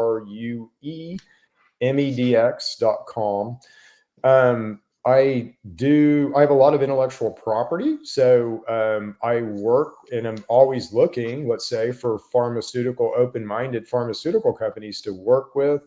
I have, all kinds of intellectual property, endocannabinoid testing, to how you make changes with the system and, drug ideas, all kinds of stuff. Yeah. So I've got lots of intellectual property that I'm kind of always shopping and looking for, partners to work with to develop, because it's important and it'll make a difference. Yeah. And then day to day, we have a clinic. So we can't call them patients. I'm not a doctor, but we see customers, and we use bioresonance and thermal imaging to evaluate them. And then we use our True Medics products to kind of help them, or we recommend out. So one thing I feel is important as a kind of let's say, helper of people, is to educate you about how you work. So basically give you the tools to help yourself. And then, if you want to kind of make it easy and use one of our natural products, then great, do so. And then I work with, I have worked with University of Mississippi for a long time with a researcher there. And we're still working together on some, let's say, intellectual property around testing the system. So all different kinds of things, but the day-to-day is the clinic and the brand that we have called True Medics. What are the laws in your area on cannabis? I know that in different parts of the country, there's different laws, and some are more liberal and some are more conservative. But what are the laws around medical cannabis in your area? Well, the nice thing about the laws in Oklahoma were I wrote them. That is a good thing. And then I managed to petition the state with a bunch of help from We the People. Right. And I had to do that twice, but I managed to get my law on the books in Oklahoma. So we've got a good situation here in Oklahoma, and we won the day in Oklahoma really with there was just, Chip and his wife, Cindy, and a guy named Frank Grove, who really did everything here in Oklahoma. So there wasn't any big business there wasn't any big pharma agenda. There wasn't any big cannabis agenda with what we did. It was completely We the People. So here in Oklahoma, we have a really good situation. And I watched this develop in so many other states. And again, I wrote everything in 2015, so it was a long time ago. But in Oklahoma, I wanted it to be medical. Recreational, I don't really, if you want to do your liquor store thing, do your liquor store thing. But I'm more concerned with medical. So I wanted to make it open access. And I saw at the time where every other state was writing in medical conditions. So you have to have, toxic wasting syndrome or cancer, whatever, in order to qualify for a card. Well, I'm a researcher here, and I know in 2015, I knew enough at least to know, medical marijuana is going to help regulate your body. It doesn't really matter what's wrong with you. It's going to help regulate that situation and kind of right that situation. So to medical condition it is folly. So let's not do that. And then the other thing that we have here in Oklahoma that's unique is every other state that did a medical program would cap their commercial licenses. So we're only going to have 10 growers and 10 processors and 10 dispensaries. And the way that on the back end, the way that all of that worked, it was just brother-in-law to the highest bidder, right? Because those licenses are worth millions and millions of dollars in that controlled environment. So I wanted to make our program on the business side accessible to every Oklahoman. So anybody who wanted to get in the business, I thought they had a right and needed to have the right to get in the marijuana business. So I set unlimited licenses, meaning there were no license limits, and a $2,500 license fee. So anybody in Oklahoma who wanted to get in the marijuana business did, believe me. Right. And I thought it was right and fair, but it created this first free market situation that's never really happened in marijuana before. Colorado, when they went rec, you could kind of argue after a year they opened it up and it kind of got to be that way, but it was controlled before it got that way. So we're the first market to ever really be open. Now, what has that resulted in? Yeah. We don't have any. So in marijuana regulation right now, a big deal is diversity. So, okay, state of Maryland or, state of New Jersey, what is your diversity profile with your licensees? Because you've controlled licensees. So are you making that diverse? So there's this huge argument about diversity. In Oklahoma, we don't have any of that. It was open, if I speak to a group of commercial license holders in Arizona, they're very white in color. Yeah. If I speak to a commercial group of, owners in Oklahoma, they're as diverse as Oklahoma is because it's a completely open market. The other thing that's nice about Oklahoma, because it is so much of an open market, is that I, as a patient, when I go into a dispensary, there's unlimited selections of product. There's a great diversity of products. So I can find tons of different edibles, beverages, tablets, tinctures. We don't have suppositories for some reason. I don't know. But I can find all manner of things in our market that I can't even find flour sometimes in Missouri. So yes, it matters, and yes, it matters. On how the law is crafted. Trade organizations matter a lot. We're building an industry from the ground up. I just had a meeting with the Oklahoma regulatory here, and I try to help the Oklahoma regulatory. I want to help the Oklahoma regulatory, and they're open, which is great. So they want to hear, ideas and all this kind of stuff. So we were having a kind of a meeting with them. And there's so many things that need to change with regulation in cannabis. But one of the big things in Oklahoma that's broken is we have our legislature that all they're doing is they're listening to, Joe Citizen, and Joe Citizen may have all different kinds of opinions about what needs to be done, but it's restrictive. It's restricting freedoms and liberties that we already have won. And this is where our legislature right now seems to be at right now. Well, our regulatory has all these needs. I mean, they have needs for all different kinds of things that they need to get through the legislature. And they don't talk to each other. They don't talk to each other because it's a new industry. So I go and talk to lawmakers and I go, well, you're not talking to the OMMA. Why not? And, how do you talk to the petroleum industry? Oh, well, we talk to the lobbyists. So you communicate with the petroleum industry through their lobbyists. Yes, we communicate with the petroleum industry through their lobbyists. So we need to get a lobbyist, so we get a lobbyist. They won't talk to our lobbyists, right? So this is so broken because it's new. State lawmakers don't know how to deal with it. It comes at them. We come up to the legislature, 600 wild, screaming, crazy ideas that nobody else does, right? So they just don't. It's scary to them. They don't know how to deal with it. And there's no trade organization. There's no interface with Chamber of Commerce's. There's no insurance interface. There's no banking interface. We're not a real boy yet, right? We're still playing in Pinocchio land. So we have to build all this stuff as an industry. And every time you build something, it creates all kinds of stuff.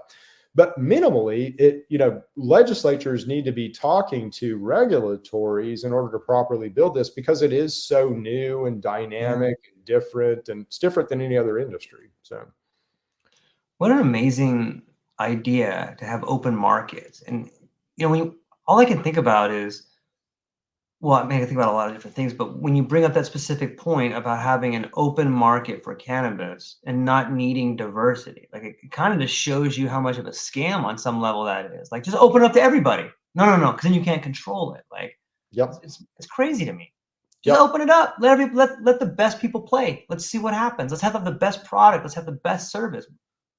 And we got to do it that way here in Oklahoma because we did it. We the people really did it here in Oklahoma. In most states, you have some, guy, hey, I want to be a cannabis guy. I'm a Right. rich guy. I want to kind of, I'll help write the law. I'll spend my $10 million, but I want my Right. $100 million hook, in the law so that I make money. And so that's the way most of them are written. Wow. Yeah. Or again, you've got NGOs, non-government Good organizations point. that will get involved. And, there's a George Soros organization that gets involved in a lot of these that is like tries to get marijuana legislation on the ballot at the same time as more left-leaning candidates. So and they've found that to be somewhat successful. So they spend a lot of money to do that.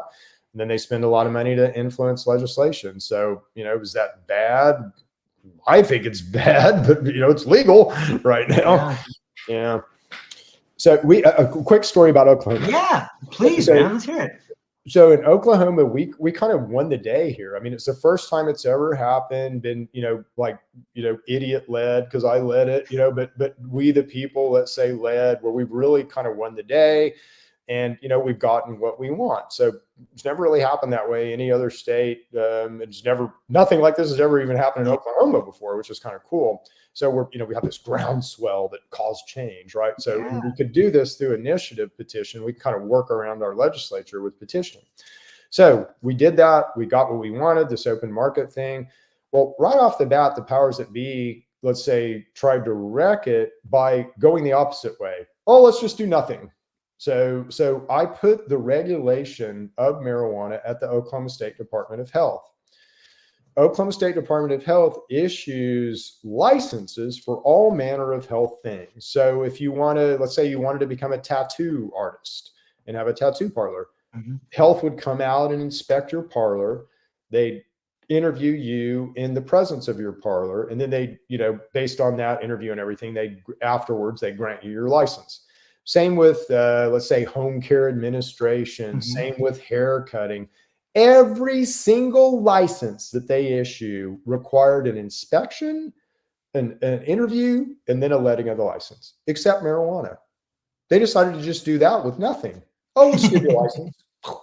Yeah. So again, they let it get out of control. But that's not really the story that I wanted to say. And we got it back under control, so it's under control now. But it wasn't the fault of the people that did the law why Oklahoma got out of control. It was the fault of the people that were tasked to regulate the law that didn't do a good job. But all that to say this. So we knew we made some mistakes initially in the law. And we also knew, and this was 2021, we also knew that we wanted to ask the adult use question because we'd had a program for 3 years. We had a lot of commercial industry really asking us, you need to ask the adult use question now. It's time now. It's time now. So we had a lot of pressure, let's say, from commercial industry to do that. But they're not the people who made it happen here in Oklahoma. Preacher Joe, teacher Betty are the people that made it happen here in Oklahoma. So we redo the initiative petition. So I rewrite SQ 788, which is our overriding law, with a lot of help. We go around to all state agencies. Gosh, we ran over you the first time. Sorry about that. What do you want to see in a reformed marijuana law? What do you need? We went around to all stakeholders. We went even to the Oklahoma State Medical Association, which is an interesting thing. But we asked for input from all stakeholders in this new. So we wrote this thing. It was great. It was ready to go. We wrote the adult use on top of it. Adult use would have not wrecked the medical program here in Oklahoma. It's simply a driver's license versus your medical card. When you check out, you got a higher tax rate. So that was all it was here in Oklahoma. So cool stuff. So we introduced these in Oklahoma. If you're going to do an initiative petition, you have to file them with the Oklahoma State Supreme Court. So we file in fall of 2021, all of our stuff. We get a call after we filed from, I won't name the organization, but let's say a left-leaning organization that's very well known here in the United States of America. And I will name them, American Civil Liberties Union. So ACLU calls us and says, hey guys, we want to do a recreational petition in Oklahoma. We're like, why would the ACLU want to do oh yeah, in 2022, we have a governor's race. So I understand now why you want to do that. So, okay, well, that might serve both our purposes. So let's talk about that, right? So we began to have a discussion about it. And I was, well, we've got an adult use. It's already out there. In fact, it's filed with the Supreme Court. Why don't you guys just join our effort here in Oklahoma? It'd be great. We'd love to have you. Take your check, whatever you want to do to help. Right. They're like, nah, we don't, we got Berkeley on the phone here, some PhD from Berkeley. They think your adult use is crap. We're going to write our own and we're going to just run over you. We're going to do it in Oklahoma anyway. You can join us or not. Is sort of the attitude. We're like, good luck with that.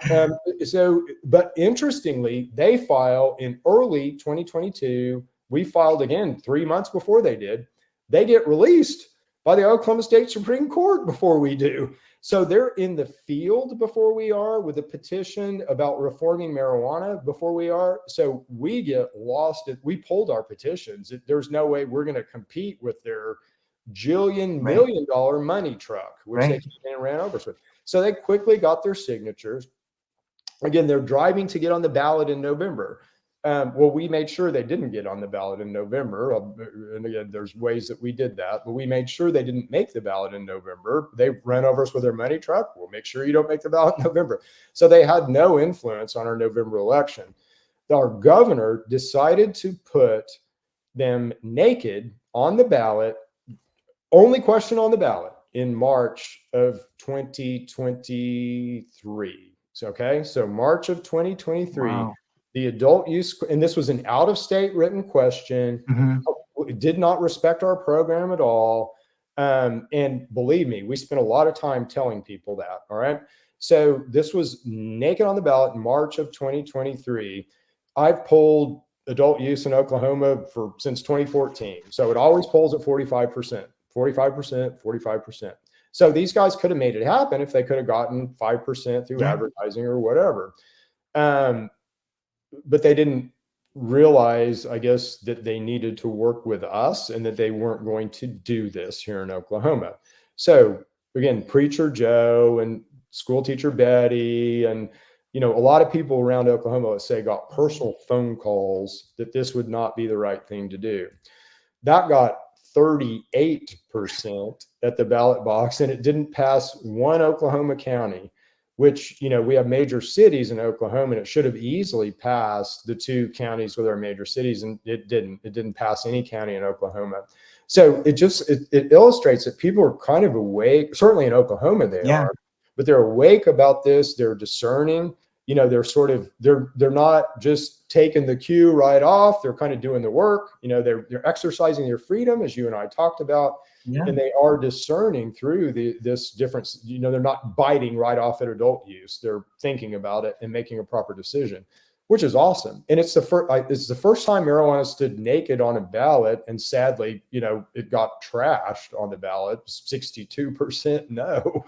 But it's interesting. It's just interesting. So it is interesting, and I'm grateful that you and the community there were able to do that. I think it speaks to the idea of, on some level, if I take it back to a higher power, it's almost like these plant medicines don't want to be bastardized. They don't want to be used. And the people are rallying around it, not letting it, whether it's cannabis, like a large, there was a time when if you started a cannabis company or a psilocybin company, oh man, you're going to make millions of dollars.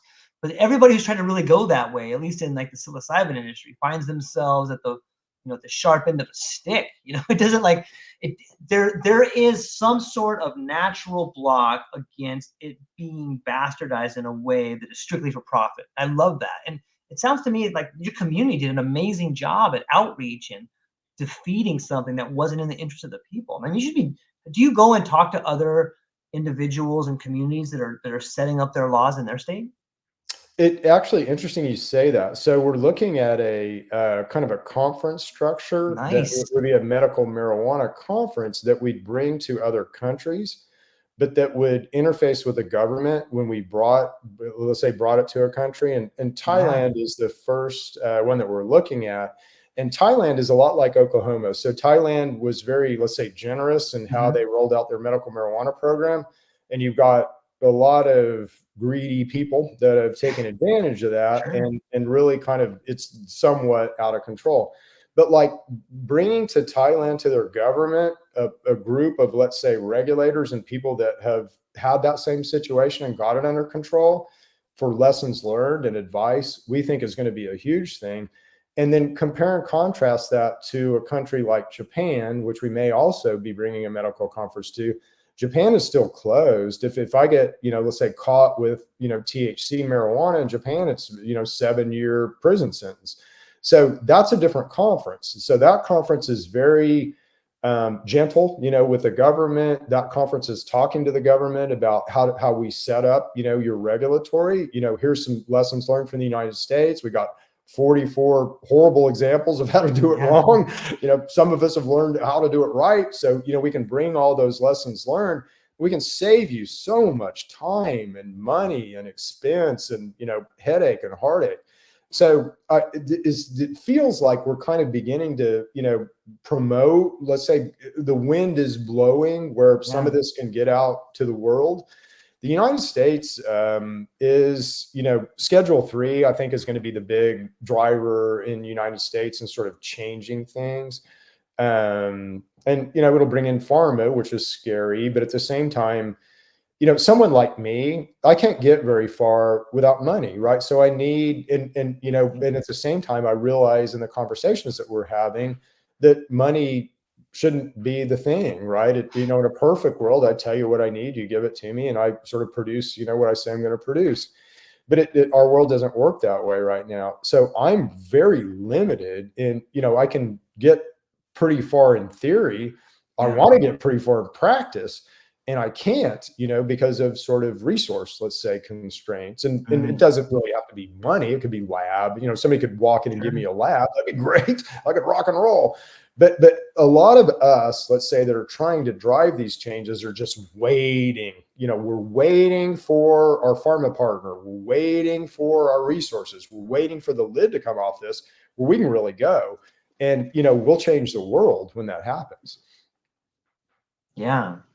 It's such a wonderful time to see new ideas being born and possibilities being born. And I think it's inspirational, man. Thanks for doing it. I think it's a cool thing. Yeah, thank you. Thank you for doing what you're doing. It takes all, I have things to communicate, but I need a platform to communicate them on, right? So it's without all of us, it's not going to work. And that's what we'll realize at some point, that, we all have to come together to form a liver. Right now we're just individual cells out here screaming in the dark. But if we could all come together and say, well, let's form a liver, now we're a collective. Now we can do some things, right? So now we can, metabolize fats. So this is do you think that maybe like there's clearly people that would like to bring the world together, and maybe the way they're doing it, do you think that it's the road to hell paved with good intentions? Are there people at the top saying, look, we all have to work together and we're going to force you to work together? You know what I mean? Like, is that what some of the like the evilness is that we see as people that are like, we're going to have to force these people to do it? But isn't like, on some level, I try to like give them the benefit of the doubt, even though I'm horrified by the way in which they try to just force people into these positions that they're not. Like regardless of the individual, it sounds like they're trying to force this thing to come together. Yeah, like my observation is we kind of live in this inverted pyramid, right? So the more evil would be one way to say it. I would, service to self, service to others, kind of the way I look at it. But the more service to self you are, the higher you rise in the system, right? So if you're a good person, you're just gonna, as soon as you get into any kind of structure, you're gonna have all these evil people just take advantage of you for your naivete. You're just gonna eat you up. And I'm afflicted in that way. That happens to me all the time. Right. But I do think that it's changing right now. So what is an impetus of change? Well, now it's a deep rabbit hole. So I think there's many of us, and I would put myself in that camp. So let's say the Q movement is an interesting thing. So we've all been told about the Q movement, and that's a conspiracy to take down mainstream media. And we're, all about, we think everybody's a child trafficker, right? So there's been, satanic, child trafficker, right? So that's kind of been the casting of that movement. Well, again, I'm let's say I'm very familiar with that movement. I've been part of Anonymous for a long time, and let's say Anonymous got interested in that movement, and a lot of people got involved in that movement, and I know a lot of those people. Um, and I'll leave it there. Let's just say, but that movement. So if you look at kind of what the Q movement is doing, so you had basically a free speech board where this person named Q dumped information and over 4,000 or so drops of information. But so what is that all about, and what does that mean? Well, again, the information is sort of, let's say, discussion material about what we've been talking about all throughout this podcast. So it's just lots of pointers and information and stuff. But the people that are very close to that have come to understand that that's an operation. And the purpose of that operation is to bring awareness to, and it doesn't really matter what it is, to illustrate to the common man how out of balance and out of whack things are, and to make people glow. So in the very way that we were talking about, gosh, what are the motives of some of these pharmaceutical companies? They certainly don't seem to be helping us. Well, as soon as you realize that, they glow. Whatever that company is that you're thinking of, they're now glowing. They're now something that's on your radar that's not a good thing, that's out of whack, that's nonlinear. And, a lot of people are glowing right now, right? So we're seeing a lot of the rot in our government, the rot in our, local law enforcement, so through child trafficking, through all kinds of stuff, we're seeing this rot. So the purpose of the op is to create situations, and they call them games, counterinsurgency games, to create games to where these people have to out themselves. So I'm going to create a situation where Governor Joe, if you're a bad guy, you're going to have to show yourself, and you're going to have to show yourself to people that you're a bad person. So, there's, I don't know, 250,000 sealed indictments right now in the United States court system. There's never been anything like that in history. So that has to, mean something. So I always say, getting these people to glow is the hard part. Mopping them up is easy. It's getting them to glow that's hard, right? So I do think that we'll see a mop up soon. I think that won't be a United States. That would be a world mop up.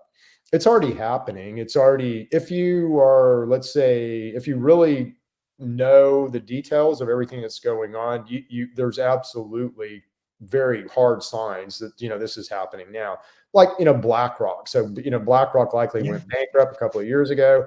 BlackRock is not behaving in any rational, in what rational manner do you force Bud Light to eviscerate themselves with a transgendered advertising campaign?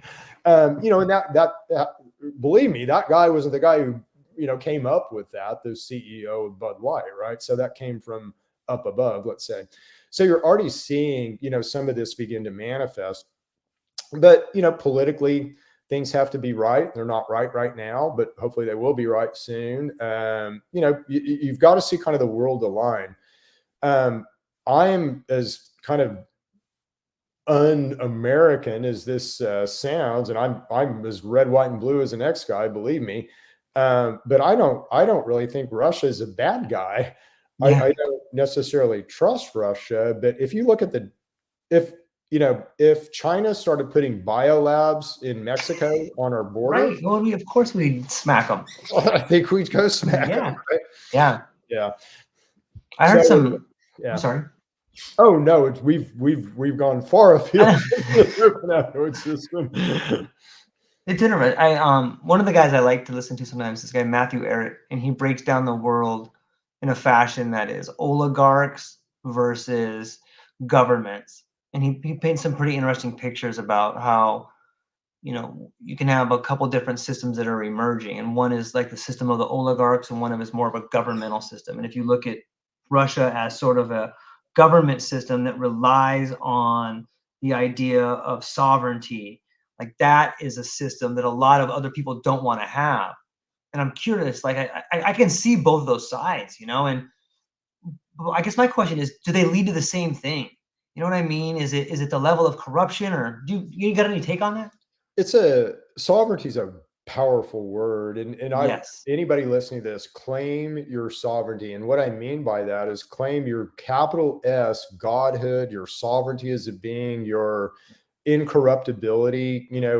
Just claim that. But again, in the same way that two of us would form a collective, a country is a collective.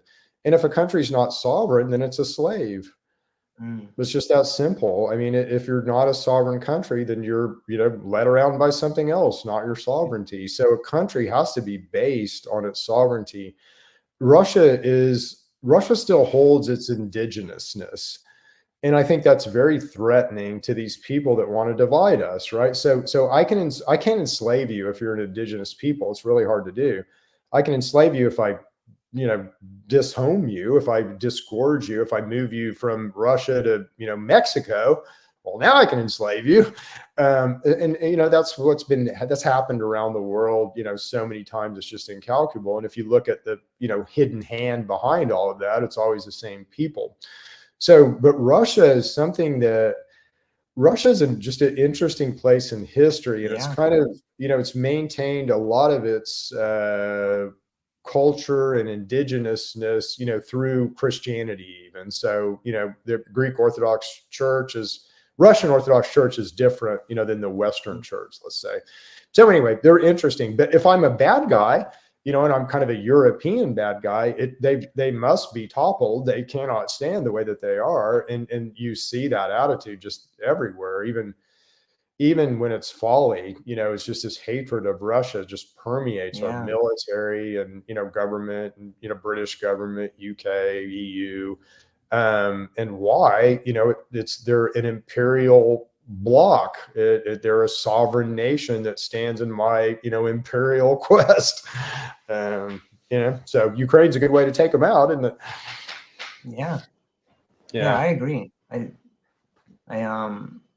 It blows my mind to think about the battle of supply chains and stuff like that. It's such an amazing time to be alive, because we're right in the middle of it, right? Like, we are right in the middle of, on the cusp of what is possible for the future generations. Like, maybe people have always felt that way, but it seems so close to me. Maybe it's because it's my age or my faith or something, I think we live in the greatest time to be alive. I think we live in a better time than the time of Christ, or, pick your time, the American West, or we live in the greatest time. It's hard. And every single one of us is fighting the war between the ears right now. And we all are, and, we're all trying to support each other through that.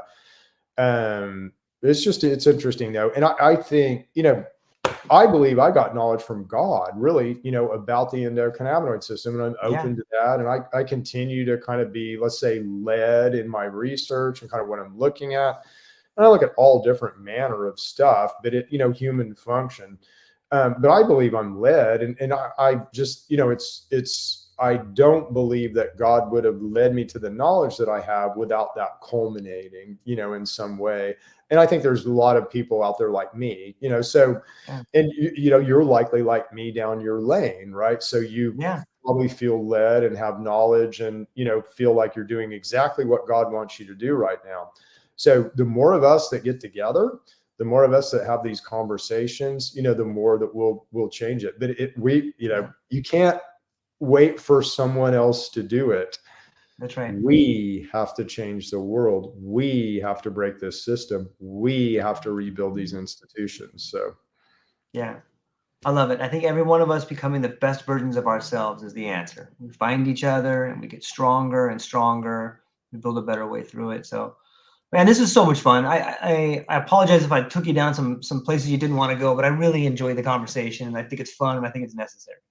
No, it's great, man. And I'm an open book. I really am. It's I don't really talk about the let's say the truth stuff much that I do, but that's important. And I'm very proud of the work that all of us have done there and the change that we've been able to make. So yeah, and I think it goes hat in hand with the different sort of natural medicine that's out there. I hope the natural medicine helps you see things more naturally. So I think it's necessary, man. I'm so stoked we got to talk about today. Hang on briefly afterwards, because I still want to talk to you just for a short moment. But to everybody out there who participated, Mark, Clint, Adam, Griggs, thank you guys so much for hanging out with us today. Go down to the show notes, check out Chip, reach out to him. He's got some fascinating ideas, and he's the architect for building a system that is doing fantastic in Oklahoma. And he's got some great ideas, and he's a splendid human being. So that's all we got for today, ladies and gentlemen. I hope you have a beautiful day. Aloha.